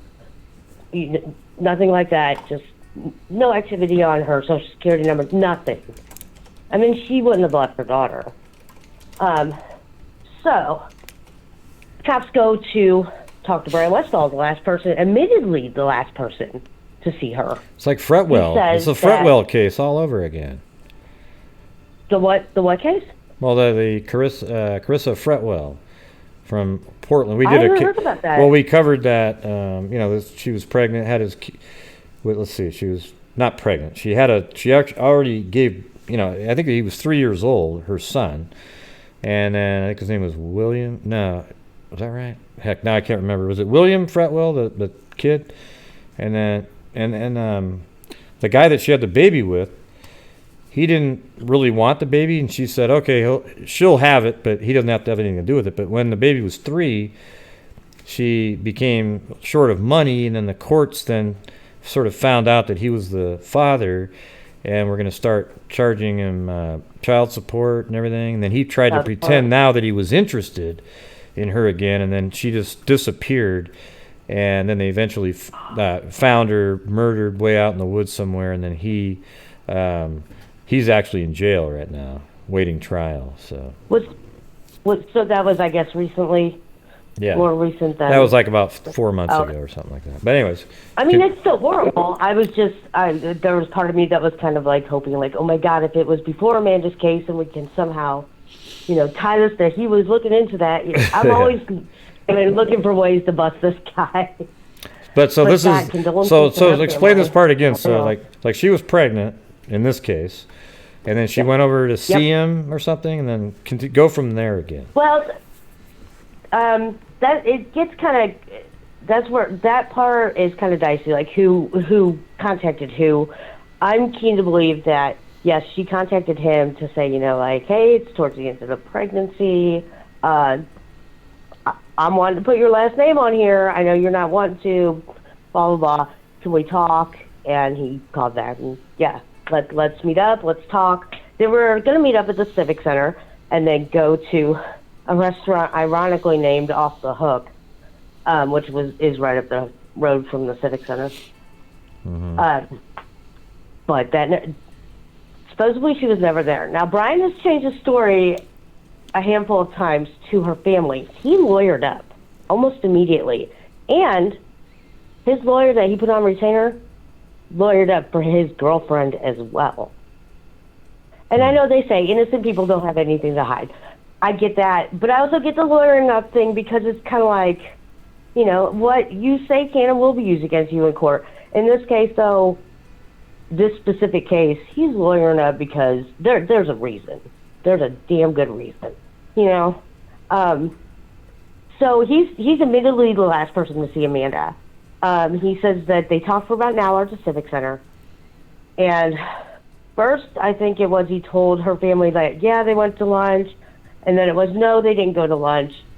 And if I remember correctly, and it hasn't changed, he's sticking by his story of they talked for about an hour at Civic Center. And when he went in to do something, he was like a Cattlemen's Association person up there, kind of a big deal for the Civic Center with their livestock and whatnot out here in Hicksville. So he went in to do something, and he said when he was leaving about 3 hours later, so it had been about 4 hours, she was in her car on her phone. The cell phone company provider said no. There has not been a call made since, I think it was like 1 p.m., and that was when her former sister-in-law called her. And supposedly that conversation was something to do with makeup, but she said that Amanda had never spoken to her in that tone before. It was a very matter-of-fact, like, just whatever, I gotta go type deal. And she was very taken aback by it. Also, Amanda's car didn't have AC, and we're talking St. Louis summer. Mm-hmm. This was, I want to say August. It's hot now, and it's September. So we're talking humidity, 90, 95-degree heat. She's hella pregnant. She's not going to sit and chit-chat in her car with no AC on the cell phone for 2-3 hours. That doesn't make sense no matter how you try to put it. Is this one of those? Is this something that's in the paper or anything? Like, is there stories about it? Oh my God, yeah. There's FBI's involved. Well, how are you involved with it though? Like, how are you associated? I live in Jefferson County. I live in Festus. Her family's from Festus, and now when this happened, I lived in St. Louis County, but it's still not far away. Our community is we're very drawn to this. It keeps getting. Why don't you email me like a couple links or something? See if you can, Well, I was going to say, just look up Fox 2 News podcast Amanda Jones. I mean, if you True Crime Daily came out and did a story. I mean, has it already been covered? I don't like doing ones that a bunch of podcasts do already and stuff. It gets. It's like okay. And if you want a new one that is breaking, and just so you know, Amanda has a website. If anyone wants to Google Amanda Jones, Festus, Missouri, you'll find her her missing website. I don't know what it is. I mean, has it been covered by a bunch of true crime people, or is it just one like? True Crime Daily, whoever that is, like the CNN or whatever that parent channel is, they did it. The local news out here does it. The St. Louis Batch. Amanda Jones, you said? Amanda Jones? Amanda Jones. And where at? Out of where? Like, that's a common name. So. It is. Festus, Festus, Best Missouri, investigator or on Yellow Hillsborough, Tuesday. Hillsborough. Thanks, Claudia Neubauer. All right. Well, I think that's probably enough. And she's missing. And then I right? was They haven't found her, I right? Is she just missing at this point? Well, that's the thing. They've got her missing. There has been talk on the internet, but not. That's the thing. Her parents, her mom specifically, really watches the Facebook groups and whatnot. So everyone's got to kind of walk on eggshells, as expected. But there's been talk about declaring her dead, but then the family's just not ready to do that. Right. I think that would probably help in the investigation. Personally, for me, at least they could bring a civil suit against him. Everyone knows he did it. Everyone knows Brian Westfall killed her. Probably put her body in a burn pit. Allegedly. Did you hear that, everybody? Allegedly. Okay, allegedly. Yeah, well, allegedly. Brian, you allegedly killed her. We all think that. Allegedly. Well, I don't know the case, but at least her and all of the people that follow it think that. Okay, good. Yeah, as a community, we're fed up. We're fed up. And we just can't believe that. Right. Allegedly he's getting away with it. So what's your other one then? What's your other one? What's your other story then? The Catholic supply killer. Thomas Bruce. Back in November. Thomas Bruce. Yeah, we covered that. Right, I covered that I covered that 3 or 4 different times on there. We covered it right when it was happening, everything. How they thought he was part of the Delphi case, so they actually called Delphi. They thought because he had the hat. He's not part of the Delphi case. They thought that though, but yeah, go tell Mike Katz. He'll tell you the opposite. I know, and it's so funny though because I have looked into that case, independently as it was happening. But their main thing on Delphi was the hat and the jacket. But we don't know. We don't actually know why they contacted Delphi. We don't know if that was the only reason. No, I know. You had the hat and the cat, but we don't know that that's the only reason they called Delphi. We don't know that. That's what we think. Branching off of that, he just had court in Jefferson County. Keep in mind, he's charged in St. Louis County. For the crimes at Catholic Supply. He just had court in Jefferson County for they're hitting him with so much here, but the gist of it was a home invasion and a sexual assault back in, September. And then there was video released in October, so that all this is prior to Catholic Supply, of him being drunk and getting pulled over. And he yells at the state trooper. You can tell he's drunk because he says it wrong. He says, "I pay your taxes."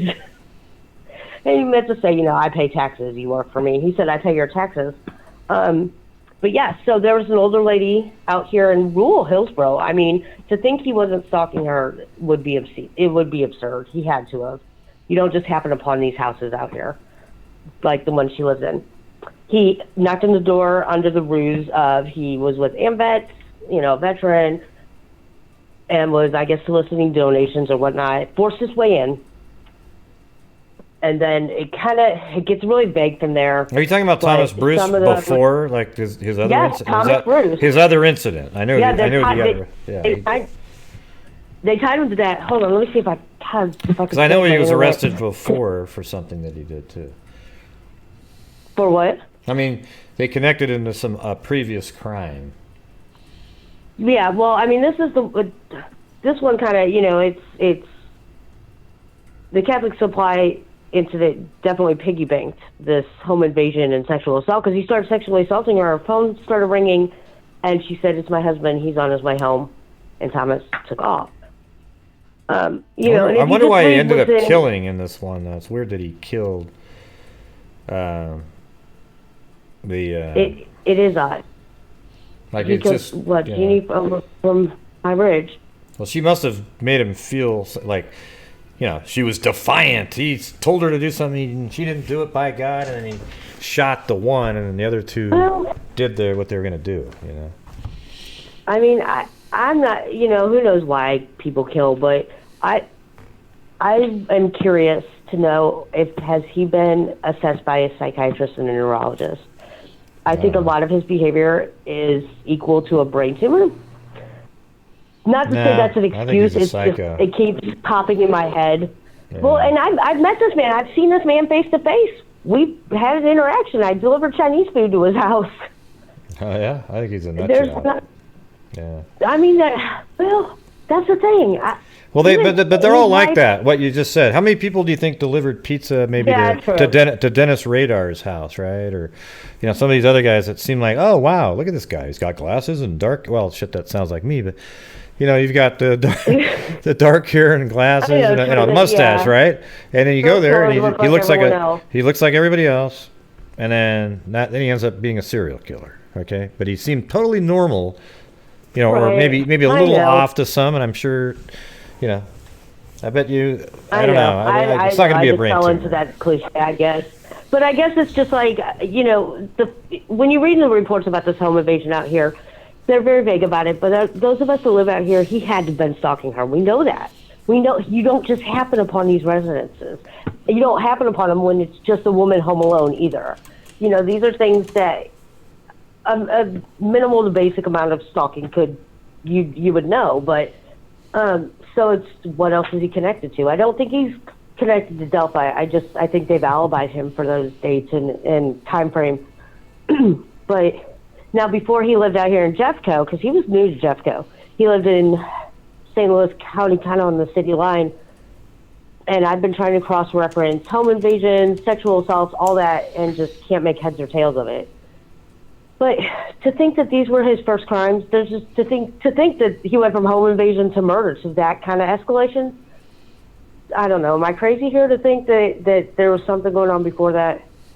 I don't know if you're crazy. I just think the odds are low. Well, I mean, he doesn't have a brain. He doesn't have a brain. If he has a brain tumor, I'll send you a shirt. Okay. I just think he's. I mean, I couldn't help but make the correlation between the case actually 2 cases I do know a brain tumor and just insane behavior, or not insane, but just very uncharacteristic. You know, just behavior not of them. Due to the brain tumor, and I just couldn't not make that connection. My brain just keeps wanting to make that connection. And trust me, I've sat here and tried to debunk it a million times, but I keep coming back to it. It's just like, because you can't debunk it. Why would you spend 2 minutes on that? That's like, you look at you're not a doctor and you don't have his medical charts to be able to answer the question. This is true, but like I said, you can't figure that out without knowing that. You can't. Well, here's the thing: you can't figure out if he has a tumor without having a scan of his head. Okay, you could sit there all day and go, "Ooh, oh gosh, he acted like this." That's what I was saying. I wonder if he had been, you know, if he's had a psych eval, because Missouri does require that, and it does require within so many days of charges or incarceration, waiting trial, and then if that was, you know, positive indication for him to see a neurologist, because they're not going to bring this up in well, they almost always do They always do psych evaluations of these people, though, for sure. Yeah. Right. And, you know, I will say this. God love Missouri shrinks, but when it comes to anyone involved in the justice system out here, they are overworked and underpaid. And so I just wondered, though, how if they ever kicked that around, if his psych eval was positive for, you know, neurologist and CAT scan. I just couldn't not make the connection. I got to tell you, I wouldn't spend I wouldn't spend one more minute on that whole thoughts there. Just wait till they give you the report and then say it. It's a waste of let me just talk for a second here.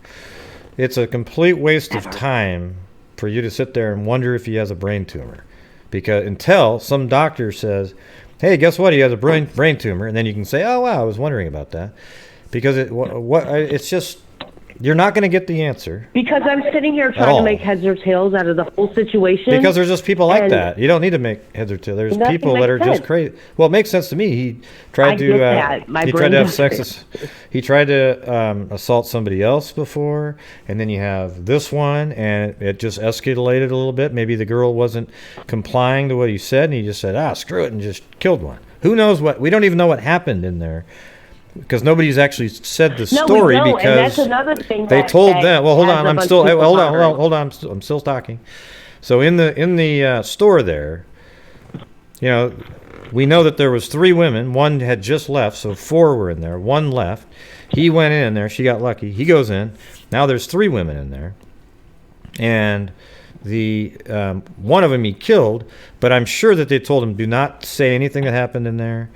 Do not talk about anything, how it went down in there until after the trial. So we're not going to know what the reasoning was or any of that kind of stuff. So that's what I'm saying. I know that. And I don't think the major details, I think they'll come out in trial, but I think there will be some kind of gag order on it. I can't imagine. And, out here in the local media, and just in general, people have talked about it's so vague where he made them perform sex acts. It's like, what did he make them do? Even reporters have said, what was he for?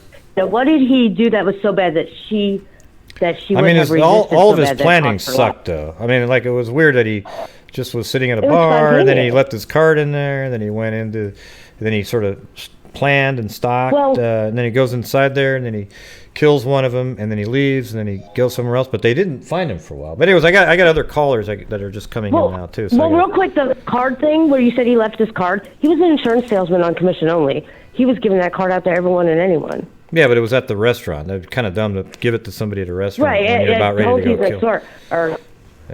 Yeah, but I mean that would be common of a commission only insurance. No, it'd be idiotic if you're about to go commit a murder, a sexual assault. It wasn't premeditated. It was spontaneous. Yeah, maybe. It was spontaneous. He might have just been sitting around going, and it was like habit that he gave out the card, like you said, the insurance. But real quick too, the brain tumor thing. If I can't think of that as a scenario, then what? I'm just supposed to sit there and be like, God does everything for a reason, and put all my effort into that? I mean, No. What I would do is I would go to a different case, because it doesn't matter if you're going to guess that he has a brain tumor. Okay, it doesn't matter, because you won't get to know. I would just wait for the report, and then focus on other cases where you can actually try to figure something out. Because in this case, you can't figure it out. And I have. Hope Go, St. Louis, 1983. Alton Coleman, serial killer, 1984 to 85. There you go. Do those. There you go. Do those ones. I have. All right. Yeah, because the thing is it's one of those things like, you know what you're doing? This is just like this. Watch. I think the bridge guy had polka dot underwear on. And then you're going to go, well, how do you know? I just do. And I feel like if I ask the right questions, I'm going to get to know. The thing is you're not going to get to know with Thomas Bruce. Like, at this point, we don't have it. You might you'll get to know if there's a trial or if there's any, that gets out in the media somehow. But you aren't going to get to know the answer to the question if he has a brain tumor until his doctor or the police. Accepted. Oh, God. Please don't. I don't want to hear about it again. Don't call in again and talk about it, though, because that's the kind of stuff that frustrates the hell out of me. That type of the sleuthing. No, you said I wouldn't get to know Thomas Bruce. I said challenge accepted. No, like when people No, I didn't say that. I said you're not going to get to know if he has a brain tumor until the doctor. I apologize. I misheard you. You're right. I'm not and even if he does, HIPAA may prevent that from being released. But but if it could help him at trial, help him at trial, it would help him. So he'll put it out there. So Yeah, him and his public pretender. Let me tell you, that's going to be a real good defense. All right. Well, I got to go get this other one, but I got to get this other call. All right. Thanks for you got 2 stories. Have a good night. All right. See you. All right. Bye. Yeah. Oh, she said bye at the end. I heard her say bye at the end, but I just want to get on. These other people were on hold here, so just a second. Shit. 305. You're on the air. Hi-oh. Hey, Gray, what's up? Well, who's this? Can you hear me? This is Bill from Miami. How are you doing? Pretty good. What's up with you? Anytime somebody calls, it The sounds. last, Hold on. Anytime somebody calls and sounds a little bit like that, I get nervous. It's usually a troll call. So just be a little less excited and just start talking about your case, your story. What was your crime story? Well, the previous caller inspired me to call because she's talking about Thomas Bruce, and Oh, boy. I was watching. I was watching this WKAT. That show's ridiculous. I think if you see, let me just tell you this: is that guy? All he cares about is Thomas Bruce, Thomas Bruce, Thomas Bruce, Thomas Bruce, Thomas Bruce, and it doesn't matter what you tell the guy. It doesn't matter what you tell him. I mean, I thought originally that Thomas Bruce was a good suspect. It was the best one I had seen because at least somebody had there was something similar about it to me. But then I was like, but I said it even at the time. I don't think there's very good odds that it's going to be him. Right. But he's the best one I've seen. I watched your old videos today. Yeah, I watched your old videos on him today. Yeah. And that's what you said. That's exactly what you said. You were intrigued by him because, of course, he looks like him. That's the whole thing. But that's it. There's nothing else. He's never been to Delphi, at least as far as anyone knows. There's no connection to Delphi. He's lived in the St. Louis area for at least a dozen or more years. Mm-hmm. And but what I was calling about is I thought you would like this because I was reading about originally. So when they first caught him, of course, he had no criminal record, which is shocking, by the way. I thought he'd at least have a DUI, especially after seeing that that whole roadside sobriety check there. I thought he would have a DUI for sure. He had nothing, completely clean. And so, but then after they had charged him, of course, with the murder and with the sexual assaults, they also charged him with this other case. Do you know how they caught him? Did you hear about this? How they caught him? I thought he had his business card. He left it at a restaurant. Somebody recognized him. So that was that's for the Catholic supply store. The murder and in that sexual assault. Oh, what are you talking I'm talking about the 70s. So he at least attempted. I'm not sure how successful he was because I think he got. Oh, the older lady, the 77. It was like an older 70-something. 77-year-old woman. Right, I remember that. Right, but do you know how they caught him? I don't. I didn't even keep following it up. Oh, this is good. So this is good because I'm going to give you just another thing for your for your toolkit. It's something to look at. Mm-hmm. The way they caught him, that insurance company he worked for, I forget what the name of it was, but he's had his auto insurance with them as well. And I've heard of these situations, but what they do is in order to get a reduction on your insurance policy, you basically give them permission. You put a gadget on your in your car on the what's the port? There's a port there. You probably know the name of the port that goes to your that does the electronics like to USB? your vehicle. I don't know. No, it's not a USB. It's an ODBC. Well, I have a bunch of USB ports in my car. But... Yeah, no. But this is one where it basically sends out data. It sends data out.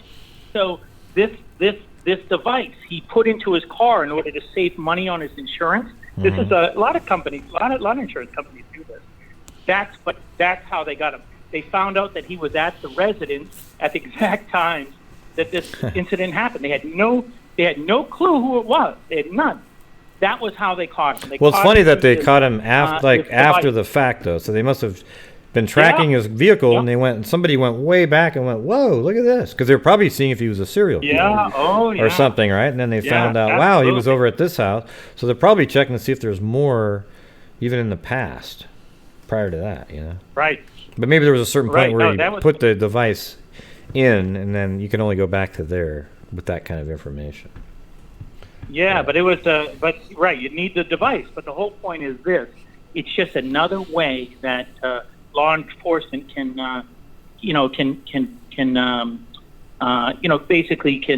track people and find out, if they were involved with a crime.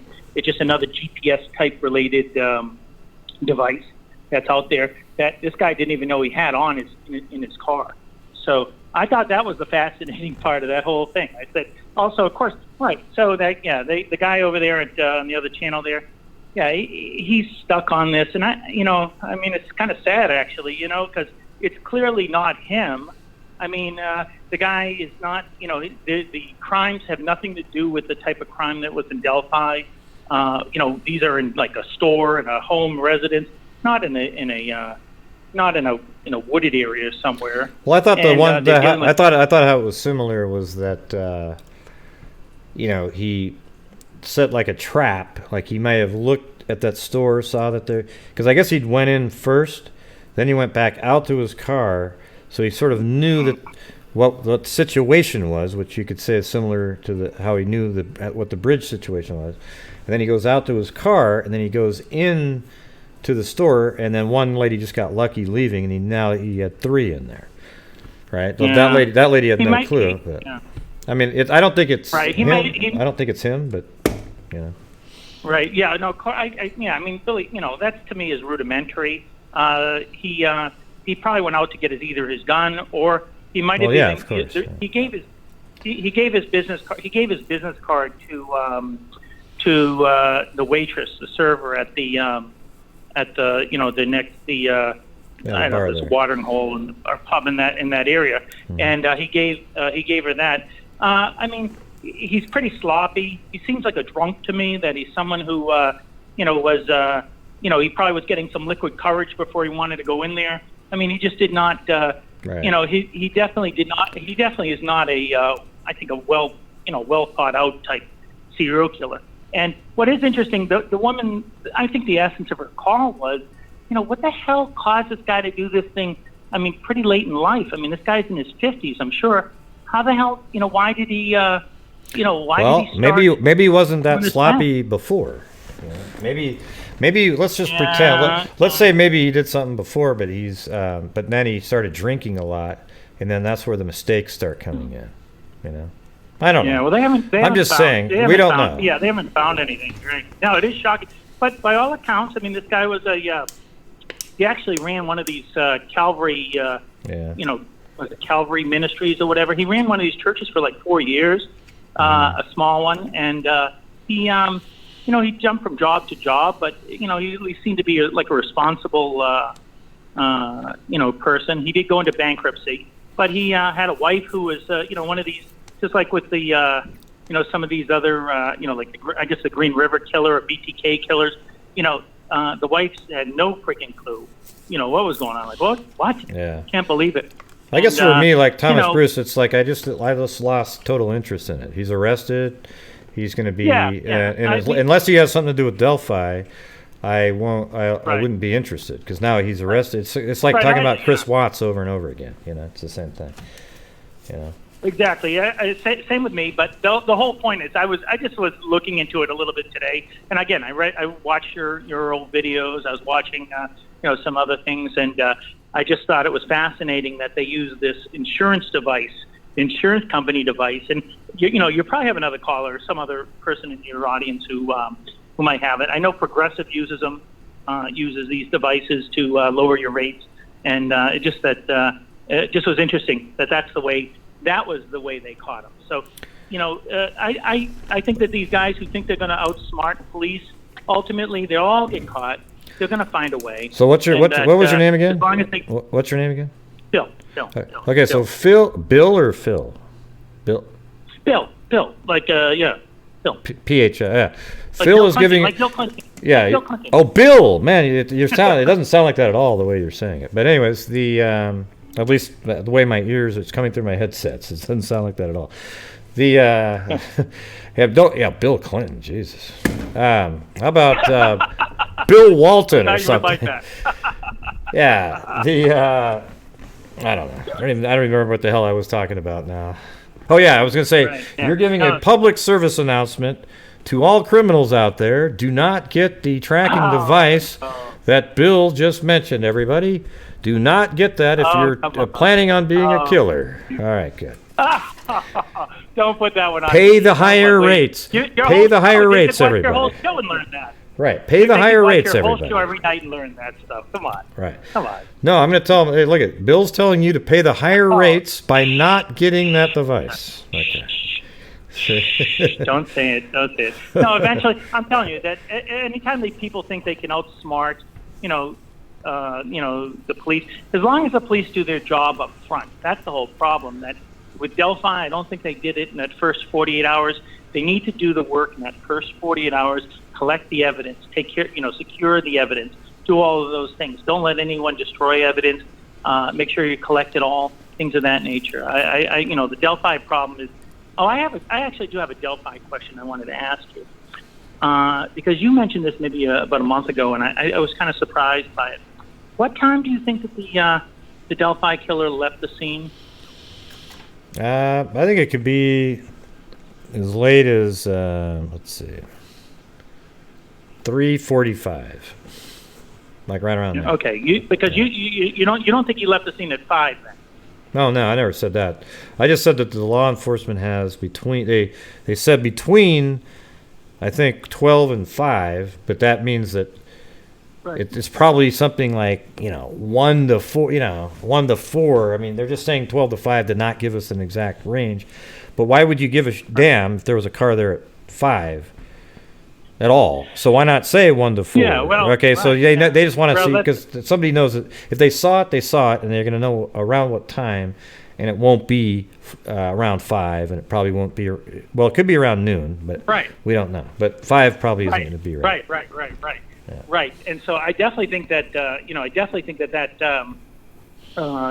guy was definitely out of there by 3:45, and the idea of him. Waiting around till 5 o'clock to take a car out of there was, I think it's unlikely, like hiding in the woods or anything like that. That'd be stupid, because that's when everybody was getting there. Like 5 o'clock, Mike showed up. That's when tons of people started showing up. That'd be ludicrous. Right around, between 3:15 and 3:45, nobody was even there yet. Nobody even really knew that they were missing, because Derek got there 3:15, and 3:30 he starts calling a little bit more, and then 3:45, if somebody's walking around, you wouldn't think twice to look at them, because there's nothing going on that you're thinking, boy, I better be hyper vigilant and start paying attention to who I'm looking at. You're just people walking around. I don't know exactly how the person got. I'm actually starting to think maybe he didn't go out to 300 early, but perhaps got onto 300 after getting onto the Freedom Bridge area, and then sort of exiting out near the. It's hard to say. I got some stuff. I'm trying to get Cairo. I'm gonna get Cairo to go look at. Cairo's gonna be heading out there at some point. I'm gonna have him check some stuff out for me. Yeah, the post incident scenario, that part, it definitely needs a little bit of attention, because it's unclear as to where how he would have escaped and so forth. The other thing is this: Greeno mentioned this, and I don't know, you probably knew this. He gave us the identity of the or not the actual identity, but who the dog walker was. Who basically got the description, or one of the main descriptions that they used for the second sketch? I don't know. I'd have to hear right from the dog walker themselves. I don't really believe a lot of stuff that he says on his show, so I'd have to get the actual name of the person. I know he says it, but it doesn't make it more valid. I could sit there and tell you that I just saw a green alien. I just saw a green alien yesterday, and it came from Zeta Minor, and I want I'm just saying, I know, and he also knows the guy, the flannel shirt guy, and apparently that's him, and all this kind of stuff. Who knows? Okay, I'd have to hear from them myself to actually believe it. Okay, unless I saw an interview with that person claiming that's who they are, but there's none of that exists. There's nothing out there where on audio or video or anything like that from any of these people saying that, oh yes, I was the dog walker. I saw the guy. I'm the origination of the sketch. That's why when Kim Riley was talking about the person who did the sketch, he accidentally said she, and I'm that person. Well, I haven't seen anybody say that. But apparently she goes up to Greeno, somebody that most of the people around there are kind of, like, ooh, I don't know if I want to, and tells him this. I don't know. I want to see an interview with that person. Okay. And how does he get? Where does he say he got the information from? That. Well, I'm not. He didn't say specifically, but he did say she moved away. But the whole point is that he said that she was on the. He said that she's on the south side of the bridge when she saw him. That he was on at 12:30, by the way, which is interesting because you have that satellite image that shows that's at 12:58. He says that she saw him at 12:30. So if his car doesn't show up on the satellite, well, it won't show up because it's too blurry. We determined you wouldn't be able to make out a car in the satellite image that we got, but we took the chance, hoping that maybe you could do it, but you can't see anything. As I explained, that it's too blurry. It's just right. But it's just as interesting. It's an interesting tidbit. If it's true, if true, right? Yeah. So that would mean that the bridge guy parked at the. Or I'll just put it on the screen here so people can see it. Well, he could have parked. He could have parked anywhere. I mean, he could have parked anywhere. He just have to be there very early. He could have been. He just would have to be there very early, much earlier than. You'd have to be much earlier than. What's this? Man arrested on the streets. Yeah, but he didn't really this is at park the mobile home park. Yeah. Well, that's the right. Mobile home park. So I actually measured out the distances. Thomas Bruce, his. But I'm not talking about Thomas Bruce now. We've switched. I've already moved. I don't want to talk about that anymore. I don't even care about Thomas Bruce right now. I think it's absolute waste of time. I'm looking at your map. Okay, it's like a total waste of time. Thomas Bruce. Until law enforcement says, hey, yeah, he's the Delphi killer, then I'll be interested. But at this point, case is closed. He's arrested. Right. He's going to be convicted. Right. There's no chance he's going to be walking around. So that property that property you're showing up on the screen on the right is where he said that the woman lives, who's the dog walker with two big dogs. He said two very big dogs. So the way it would work out is if they're saying it's right that he parked here, then he would have walked down this little trail right here that goes right onto the Freedom Bridge. Then but I don't know that he parked there. But I think they know that he did. All right. So anyways, you walk down this trail right here. You don't know it, but the reason they're asking for it is because they probably know it. So it doesn't matter when people go, well, I don't know it. Well, it doesn't matter because the police are asking if they saw anybody with the vehicle, and I think they think that might be a vehicle that he drove. So go with that instead of like the fact that you don't know it. Now you can put the car anywhere. So what you go with was what law enforcement saying. What are they looking for? Well, they want to hear from a person who saw a car there. No, they want to hear from a person who saw the car there. Just if they remember anything about it, and if they'll know it when they hear from the right guy because it's a specific color and that kind of thing. All right. So anyways, you would have walked down this trail right here, then maybe scouted. I mean, I guess it is a possibility. But at 12:30, he was down here scouting around, trying to figure out where he might be able to do this. Then he walks all the way back over here to this area, or hell, he could even, well, I would say you'd be here. And then they get dropped off. And now, since he came this direction, he is absolutely aware of anybody who had gone towards the bridge and has come back, right? So he would know at any given time who's down this way, because this is the only way to really get there. I mean, you could definitely come in from this side, but nobody does that. So the thing is he's aware at this point, after, let's say that dog walker was right, he's over here, and she sees him. Then he goes walking back all the way this way, and then he waits around and waits for the trap to be set. That's where she says she sees him on that side. She says she sees him on the farm side. No, but you're all backwards. That's not the side I was on. I was rotating the map around. This is where the side, you said the southeast side, right? So this is the southeast side right here. That's where the person saw it. Then he walks all the way back, but he'd already walked across once. Then he walks all the way back, and then he sort of waits around, and this, because they got there, if that's true, they got there an hour and 10 minutes later, the girls did.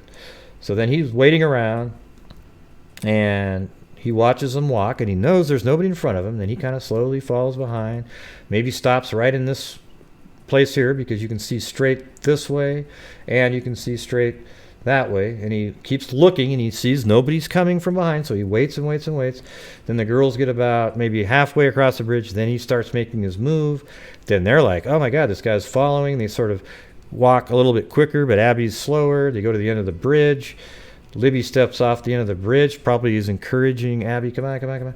And then when he starts getting a little bit closer, she starts filming him with the camera down low. Then he catches up. I mean, Abby actually steps off the end of the bridge, gets behind Libby as the bridge guy is still walking a little bit, and then he steps off the end of the bridge. And then, you know, first he says, hey, guys, as he's heading off the end of the bridge. Then he says, get down the hill, after he pulls out a gun, perhaps. All right? So there you go. Right. So that would be a good tactic. Have you heard, you know? Have you heard Jules of... no, I don't. I don't even want to say her name. I can't stand that person. She's absolutely just... She made up a whole scenario with her and I, and it's not true. Okay, so I don't want to mention the name. Okay, she's a conspiratorial person. I don't want to do it. All right, she'll say she's it's just logical thinking. Oh, it's just logical thinking, boy. No, it's not. So I don't want to do that, and I just don't want to. I don't want to discuss her or any of the other YouTubers. So if you call into the show, don't talk about these other the other ones unless there's something like. I don't mind if you say, well, in Greeno's video, it was interesting to see how shallow the pond was. But when you're talking about all this other stuff that's not verified at all, I don't want to hear about it. Okay? You can email me and ask me to check into it. But this other stuff, these theories that these other channels put out, are just it's embarrassing, really. But they don't think so. And people like it, so they'll just keep watching it over and over again because it's something neat and interesting to listen to. I just don't agree at all. So. All right. Well, thanks a lot. I just, like I said, I thought it was interesting about that where they caught him. I'm never going to mention it again. Hopefully you won't either, but at least it's in the back of your head as to how they did it. That is kind of cool, though. I think I've heard that before. Edit that out, like bleep it out or something for all the criminals. Well, I can't bleep it out. I'm sure they know about it. You're the most watched show of serial killers, FYI. Yeah. Oh God, Jesus, that's great. That's awesome. Right, have a good one. Thanks. All right. See you. Bye. Yeah. So I don't want to talk about the other one, especially the last one that he just brought up. And it's like, wow. Forget it. Anyways, that's it. No more callers calling in. So I'm sorry that I didn't want to discuss that last theory there. Yet I've been over there and really hear nothing of value when I listen.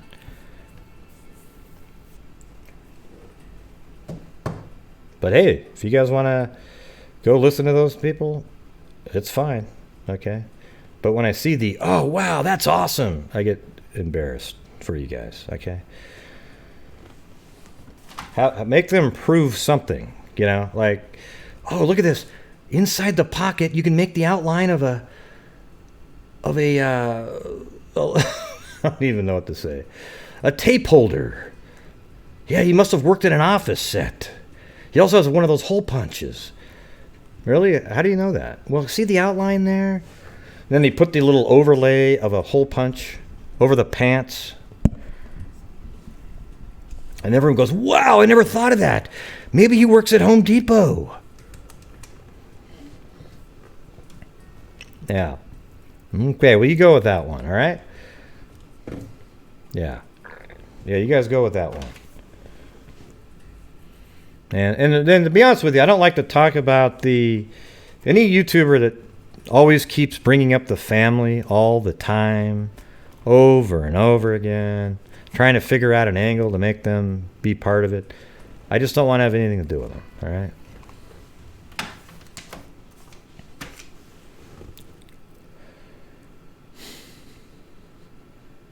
Nuttier than a squirrel turd.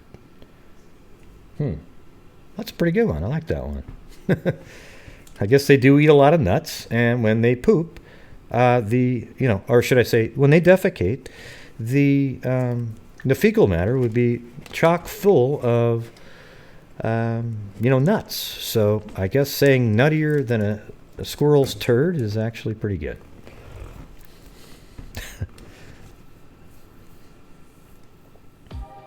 I barely watch any of the other ones. But when I do, I just go, oh, God, forget it.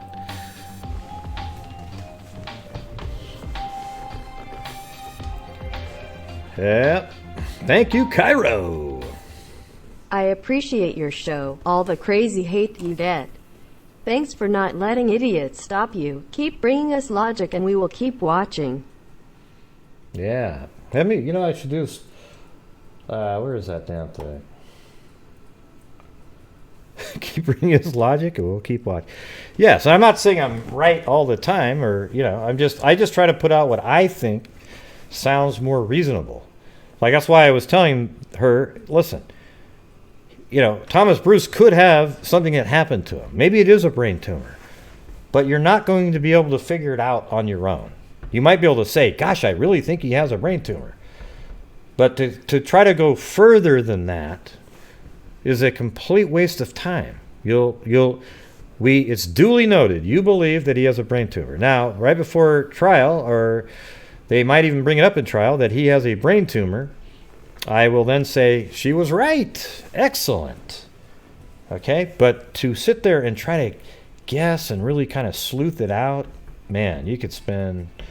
You'd spend every day until they actually give you the answer at trial on that one.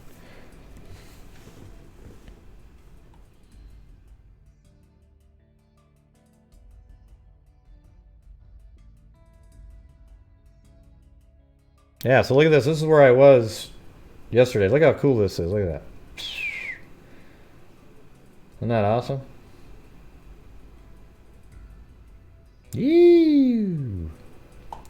It's really cool out here. I guess this is Gearhart, Oregon. And that's actually video right there, everybody. Isn't it insane how still that is when it does that? I bet that was a hummingbird that just flew by right there. Yeah, I thought it was really pretty out. Look how smooth the ocean is, too. Very calm.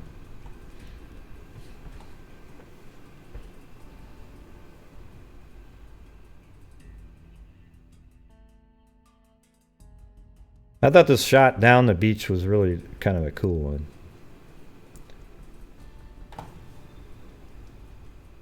In a second here. About right in there. Maybe a little bit more.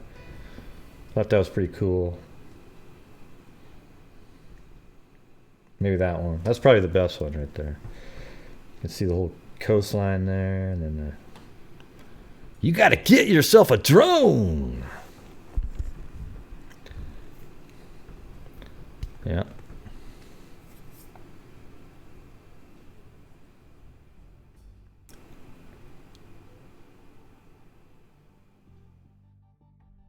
And that's going the other direction, back. Pretty cool, huh?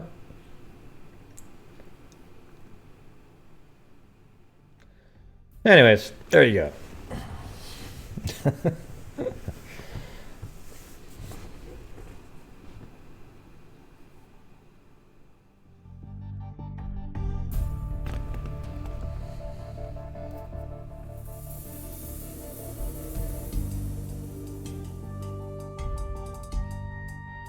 What are you wanting to email me?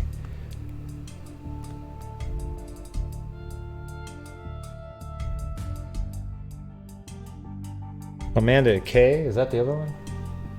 I thought it was Amanda Jones. Oh, Amanda K. Jones. Okay. Well, no, of course I'm going to bring that up, Sarah. That's just how it is. But I got to already put it on my desktop. Let me put K in there, then. Yeah. I'm just saying, you gotta admit, it's a total waste of time to sit there and wonder over and over again if he has a tumor in his head, because you can't see inside of his head, right? But here's what we're gonna do, Sarah. So Sarah Lee, just keep track of you saying that, and if it turns out that Thomas Bruce has a brain tumor that led to this, I'll send you a We Are Freaks t-shirt. How about that? Does that sound good?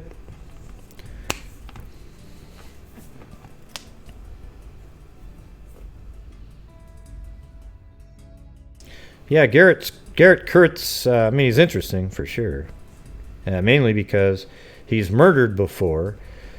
He has some weird references on his Facebook page that state that law enforcement thought he was with a 13-year-old, something like that. I don't know what that's associated with. Nobody really does. They might claim to know. And then he killed somebody, and then he actually appears to know Ron Logan, which is the property that they were found on. So that's pretty weird. So that's where I would say, wow, he's an interesting person, but is he the killer? Who the hell knows? I don't know if I know all,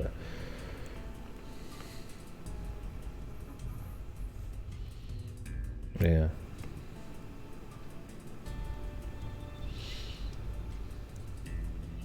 Oh, yeah? Well, send me a link to that one, Michelle. I mean, I know that one of my... she's not a mod anymore.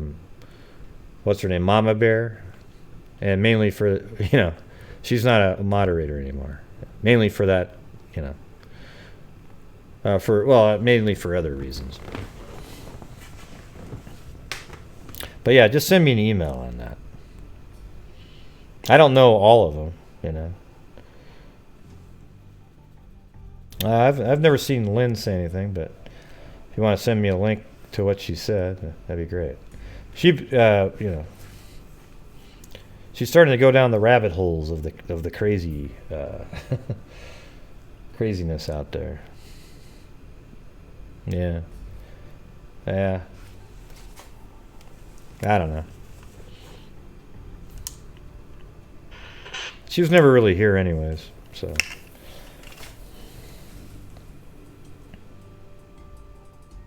Well, just send me a link, though, Michelle, with the video.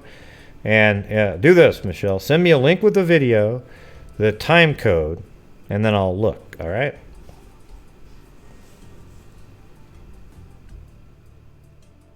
Sound good? All right.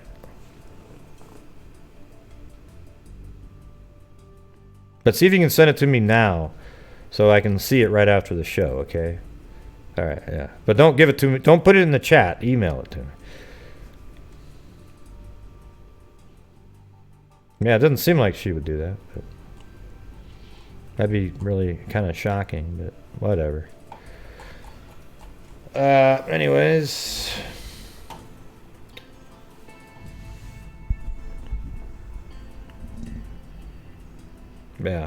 Yeah, I mean, she doesn't really like me because I removed her as a moderator. Mainly because she is so excited in the comments on channels where you have people that, just absolutely, railed on me, made videos about me, and it's just kind of weird, I don't know.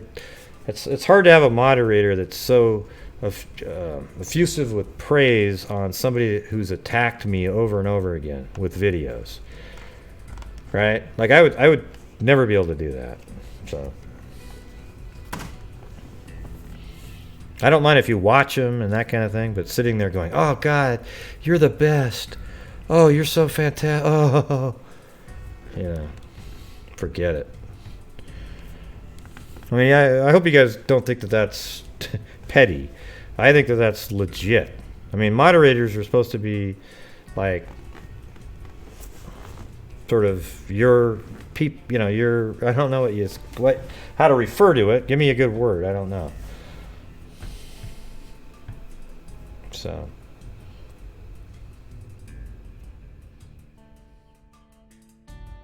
Yeah, that's what you'd think. That's why it's a little hard when you have moderators on a few channels and then maybe that channel, they don't even like you, the other channel. So it's weird.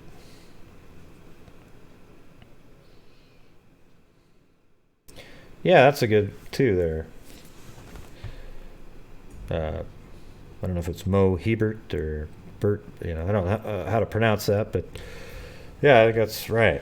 Because they're out there, they're moderators, then they're on another channel, like pumped on somebody who, like, basically, I mean, you guys saw all that crap go down, right? I mean, it's just unbelievable stuff. It was like drama for the sake of drama. There was nothing.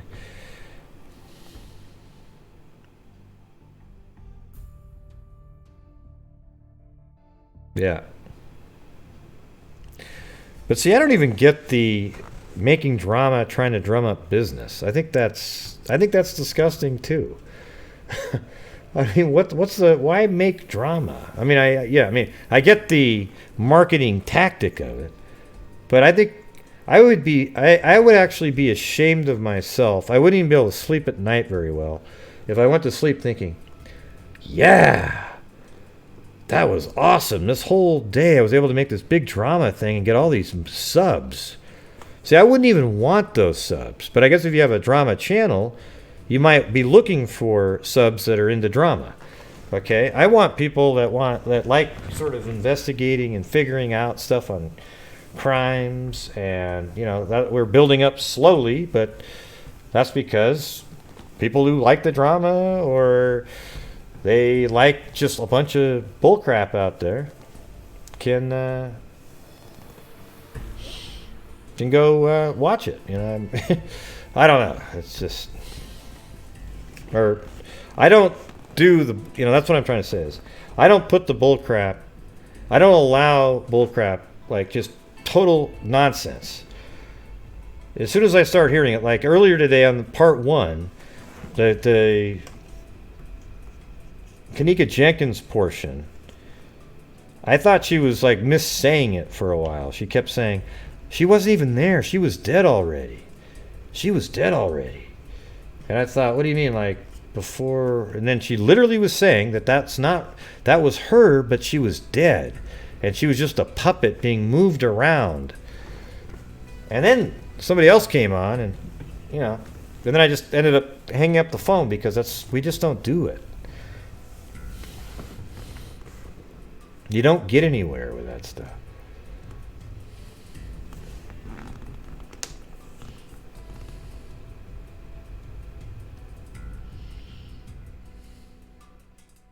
Yeah. Right, I'm not going to open it on the show, though, the email, so.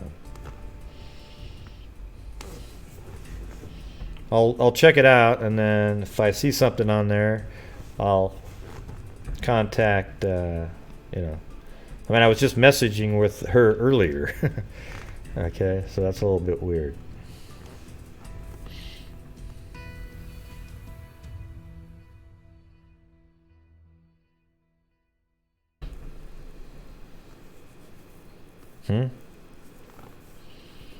I'm totally lost on you guys' conversation there.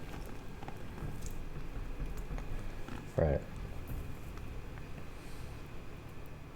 Yeah, anyways, yeah, like I was trying to say, and then I got distracted, and I think I misworded everything, but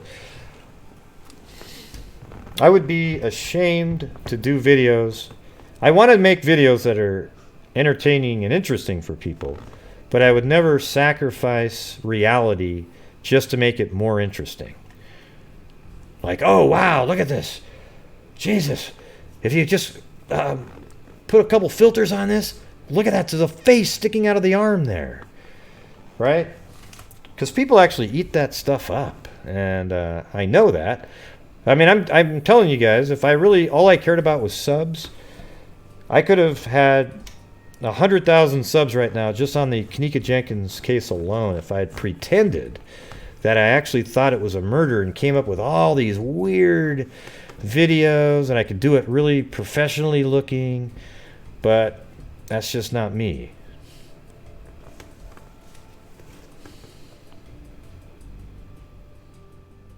But I've told you guys that before. I didn't know who the hell any of those nuts.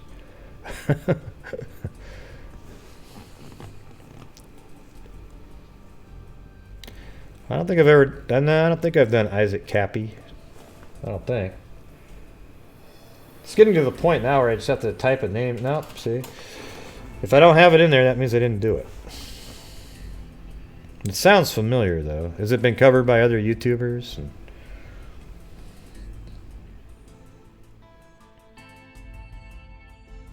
I thought you already... Yeah, I want the video with the time code and, of where this... It said. That's what I said originally. Yeah. I don't even know what you sent me then.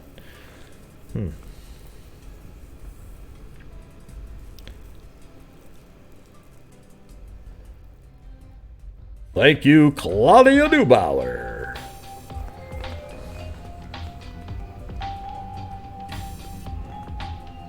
Oh, what? Oh, I thought she was talking about the video from before that had a mod bashing me. Many grey hues, keep it real, collision.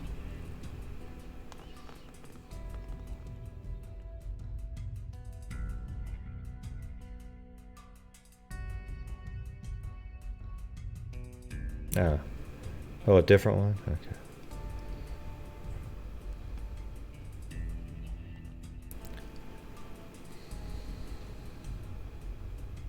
Yeah, I'm not gonna be putting this in on the show. I just want to have it to see it on the side. That's what I just said a minute ago. I don't want anybody to be, you know, I wouldn't even do that to any, you know, any mod in here.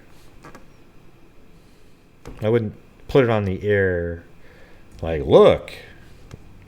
Yeah, but maybe if you weren't a mod, I might show like, wow, look at this person.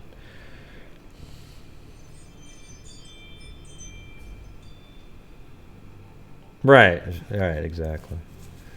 Probably should have just emailed it to me to let me know. That's what other moderators have done, actually, in the past. They just send me emails and say, hey, look what, there's somebody out, you know, that you should be aware of that's not saying nice things, and they're a moderator. Or they're a regular that's always nice in your chat, but then they go over there and they bash you. So that's a little bit disheartening, to be honest with you. But it is what it is. People are just people, I guess. They like to be cool everywhere they go, so they're all nice in here and they're really cool. Then they go over to one of the other shows, and then they see people bashing me, so they jump on the bandwagon because they want to be cool in that group too. Sort of human nature, I guess, but zero integrity at that point.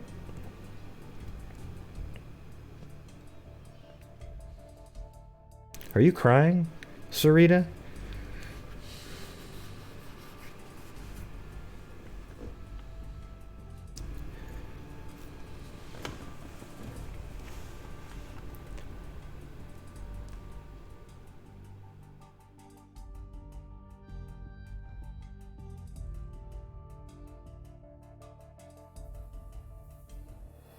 I wonder how we can get more people calling in. I mean, do you think we should, when we do a show like this, because I think I should do this, like, try to do it every Sunday, but maybe we put it out on Twitter, different crime groups, and then people can call in that haven't been here before.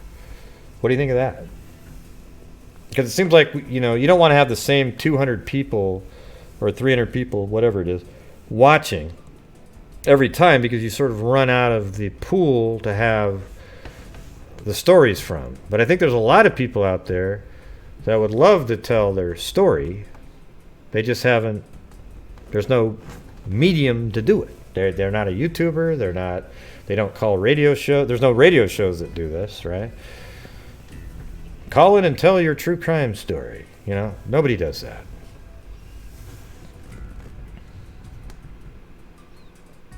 Yeah, well, I just got rid of the phone just now. I turned it off because nobody was calling. And I thought maybe I could just end it a little bit earlier. This will be 3.5 hours of live call-in shows tonight anyways, so.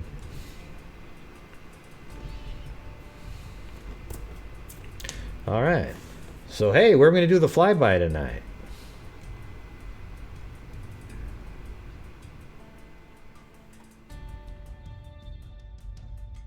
Make sure it's a pretty place with rocky protrusions. Something like that. Whenever you do like forest areas, it doesn't turn out very good.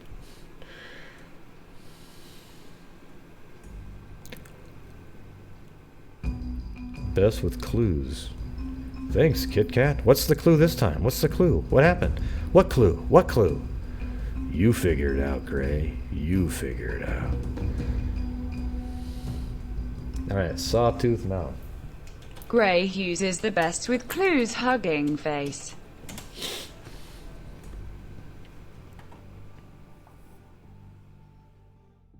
Yeah, we've done this before, right? But the cool part about it is there's so many. It's so big that you could just start somewhere else the next time, you know, like over here. Let's do it, man. Let's do it.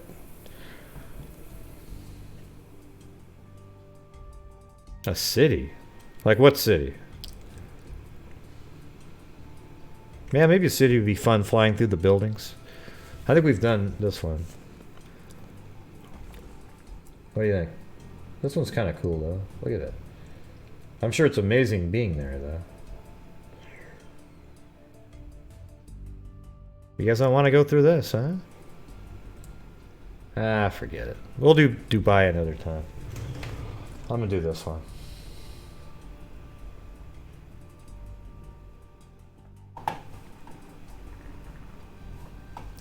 But before I go, I'm going to say thanks to Lanky Tor, Morgan M, Cairo, Karen K, Claudia Dubauer. And, you know, thanks, Karen K, for the big cat rolling donations. I feel bad because she says, "Hi, Gray, haven't caught a live in a while. You were so kind to a caller. I think her name was Lillian." Yeah, I mean, but then on tonight's show, I had to keep saying, "Hey, let me finish my sentence," and then I always feel like I'm being rude or something like that. But I'm not trying to be. Claudia Neubauer, and Kit Kat. All right, and then I think Cairo on PayPal, if I'm not mistaken. Let's see.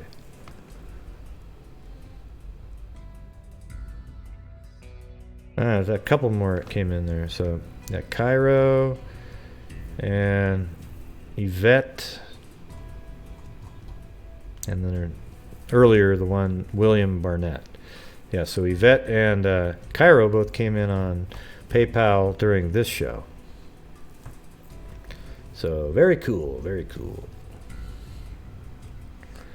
And hey, we're getting close to the end of the month again, where on the 1st we'll be making another donation to a probably, you know, Texas EquiSearch again, something like that.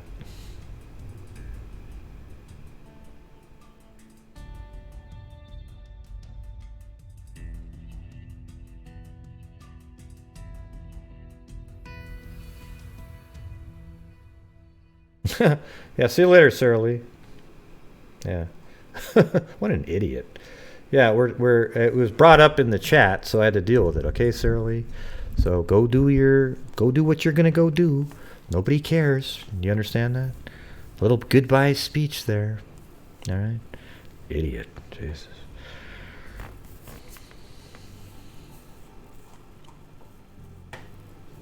Yeah, I did. That's the whole point right there, though, Michelle. If any of you guys see something like that out there, just email it to me. Do not bring it up in the chat. It's not relevant, okay, at all for the chat. And I don't really want to bring it up.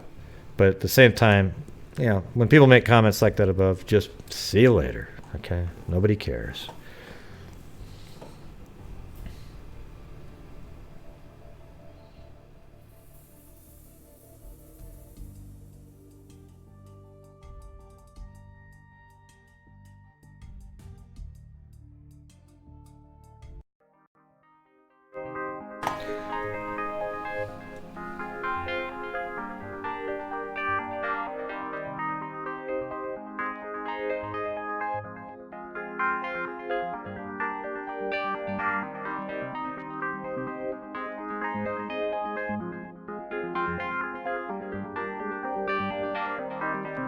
But I appreciate you looking out for me, but just send it to me on the side. Okay.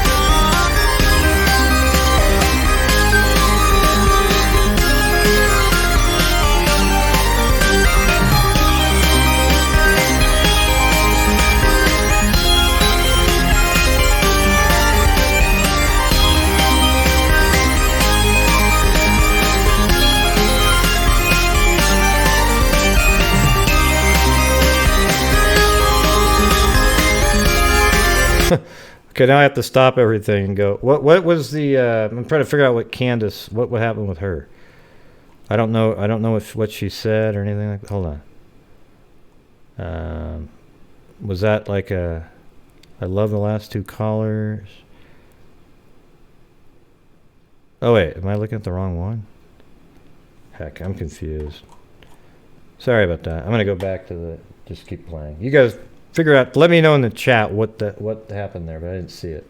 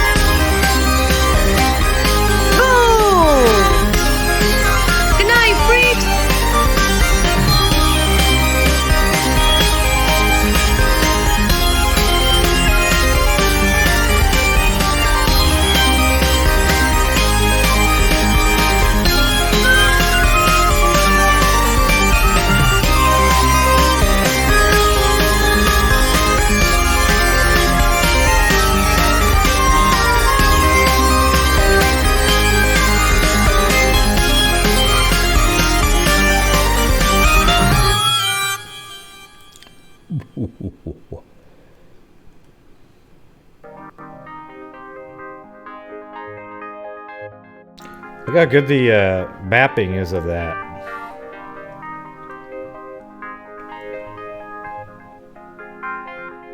If we could have just had that in that one satellite image. Right, Woods Girl?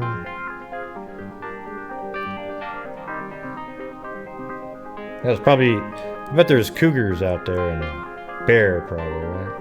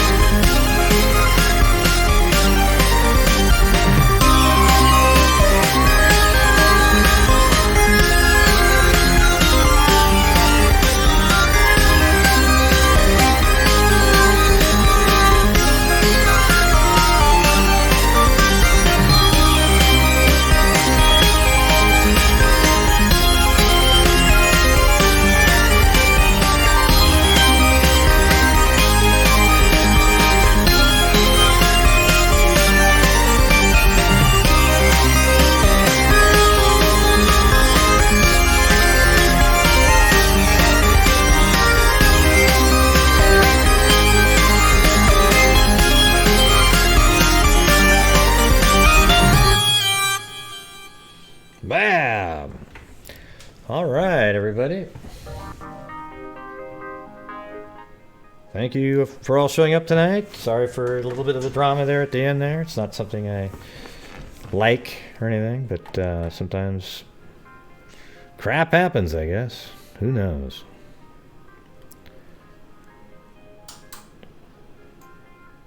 I'm just reading some of these comments. Anyways, I guess I don't have to do it now. But listen, I appreciate everybody showing up tonight and contributing, and I'm sure we'll be doing something tomorrow on something completely different. All right, everybody, thank you for showing up tonight. And until next time, be safe out there.